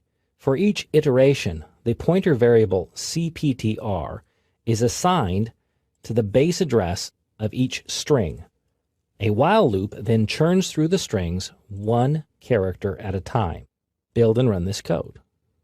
The output is the same, although the method of printing each string was different. It's actually kind of crazy. Pointer variable cptr is used to display each character by walking through the memory locations where the characters are stored. Now, something bothers me about this code. Yes, it's line 17, if you haven't picked it up already. It uses array notation. That was very cowardly of me to do so. A better solution would be to convert this heinous notation into pointer notation. To do so, make this change to the code. This notation uses the memory addresses stored in the gang variable, which you saw displayed in an earlier exercise. So the memory locations are used, not the string. Then the value x is added to each, and each time the loop references the next array element, which is the base address of a string. It has to be enclosed in parentheses because the memory location is manipulated first, and then the contents of that location, the asterisk fetches the string, is referenced later. Save this change, build and run. The output is the same. More can be done with pointers here, and I could broach upon the topic of pointers to pointers and all that double asterisk notation, but that's more of a topic for an advanced course. In fact, here's a tip. When you see the dreaded double asterisk pointer notation, it's almost always a sign that you're dealing with an array of strings, or specifically, an array of memory locations for each of those strings. When a program needs storage, you allocate it in the code by setting aside space for a variable. When you need more than one variable, you create an array. And when you don't know how much space you need, you guess. But there's a better way.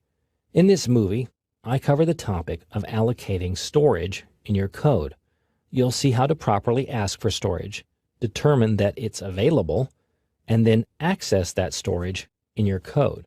Storage is divvied up by the operating system. Your program asks for space as it needs it. This request is made in one of two ways. The first way is to declare a variable. Storage for the variable is set aside and made available for use, and for a specific purpose in the code. This code declares several variable types, including an empty character buffer. The size of operator is then used to calculate how much storage is set aside. Build and run this code. On my computer, it shows that 141 bytes of storage were set aside.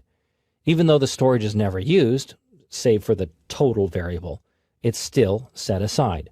Your computer may show a different total depending on how memory is allocated by the operating system.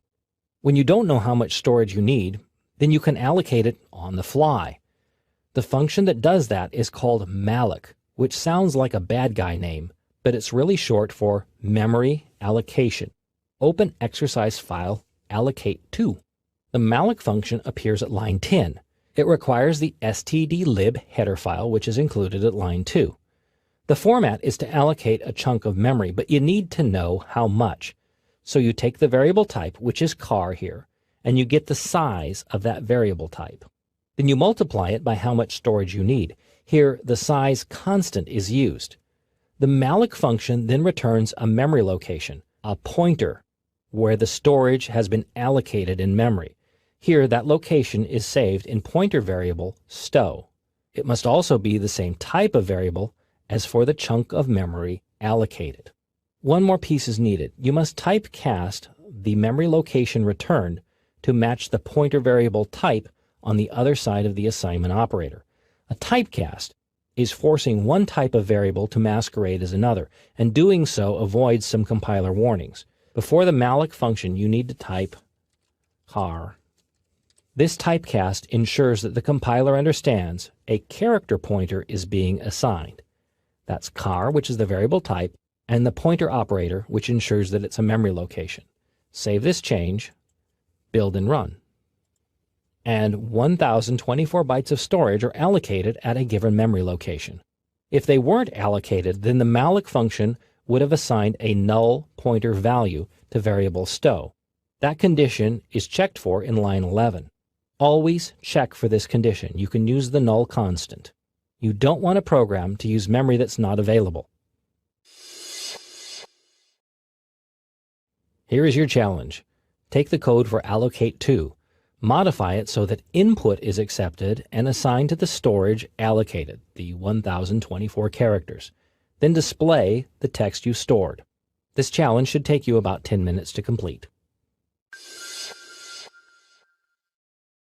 Here are my changes to the allocate2 source code, which allow for the 1024 characters of storage to be used. In the else group of statements, I'm going to add printf type something. And I'm going to fetch input, which has been done in earlier programs.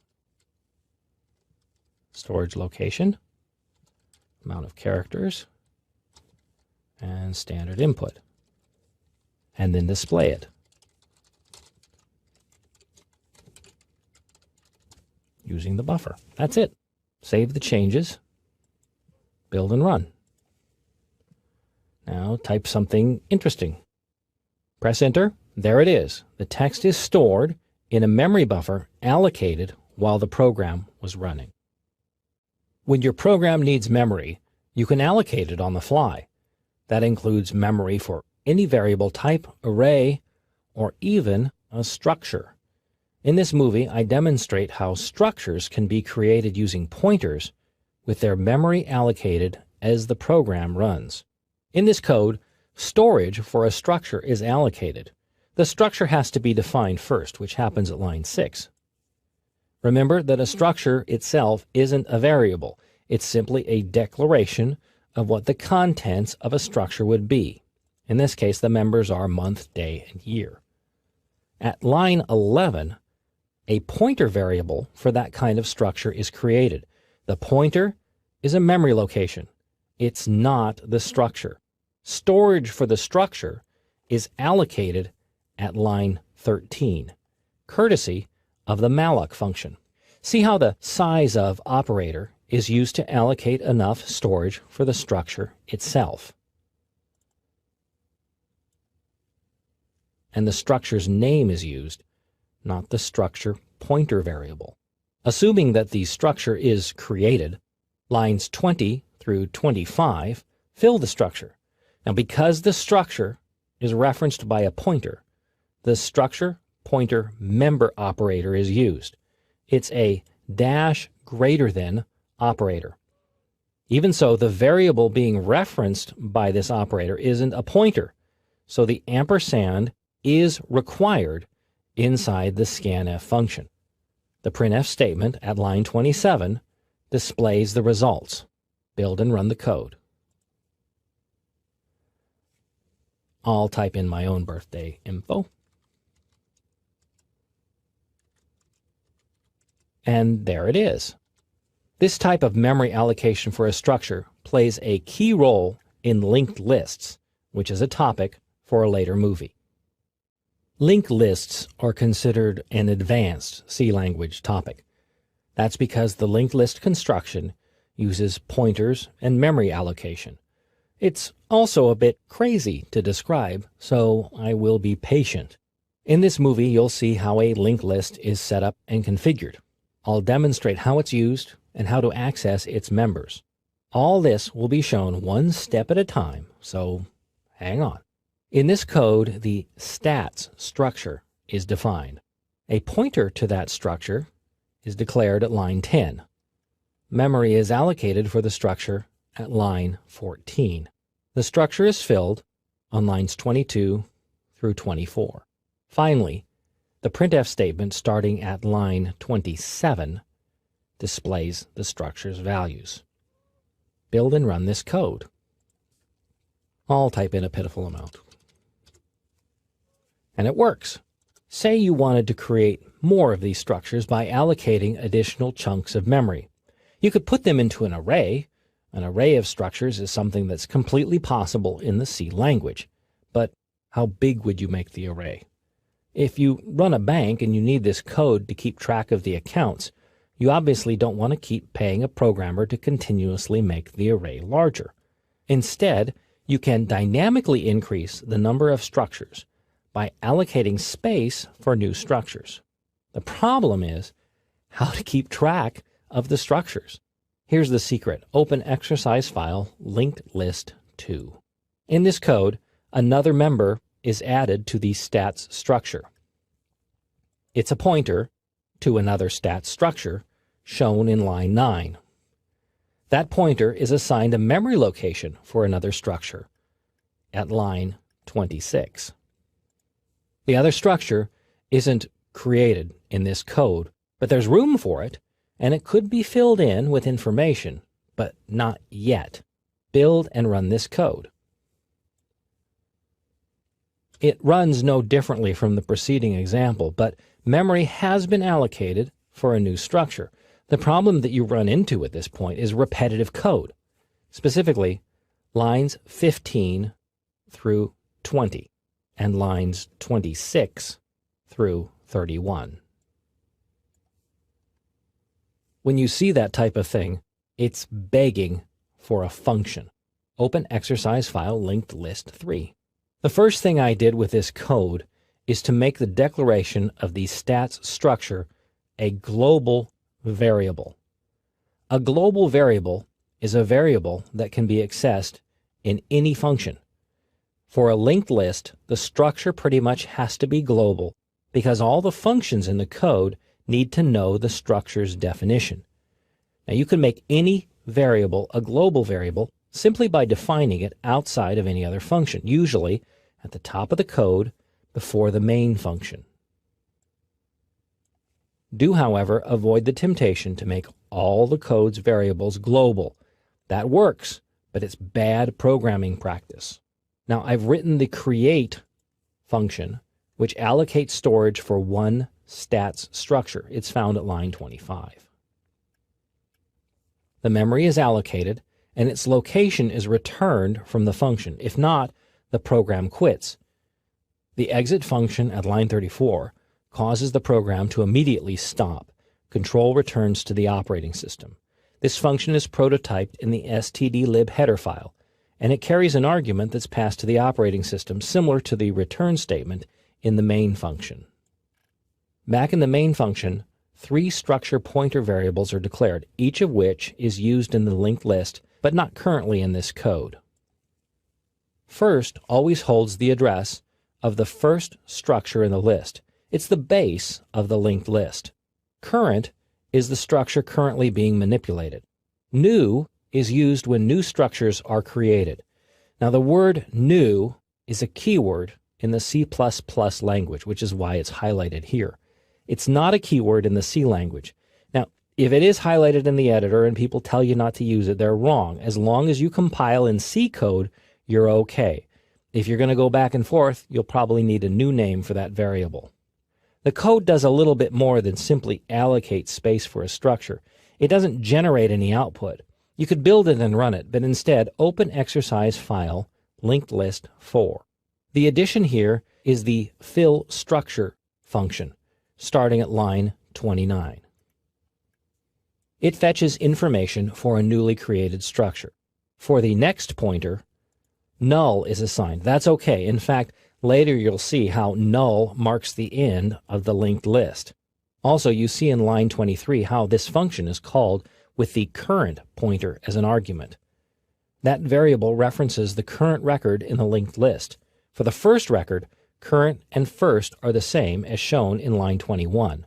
For now, build and run this code. One record is input, nothing is output. That's not a linked list, so more modifications are needed. Open exercise file linked list 5. In this code, 5 structures are built in the linked list. That value is set by the for statement at line 24. Line 26 checks for the first iteration of the loop. If so, the first pointer is set up. That's the location where the linked list starts. Otherwise, a new structure is fetched at line 34. Line 35 references the new structure from the current structure. This is the link part of the linked list. Then line 36 sets the current structure to point at the new structure, which moves forward in the list. That structure is then filled with data, and the loop repeats. That's the current next assignment at line 35. That's what builds the list. One more thing you need to add. You need to mark the end of the linked list. Insert a line 40. The null pointer is the end of list flag. It's not used yet, but it will be. For now, build and run the code.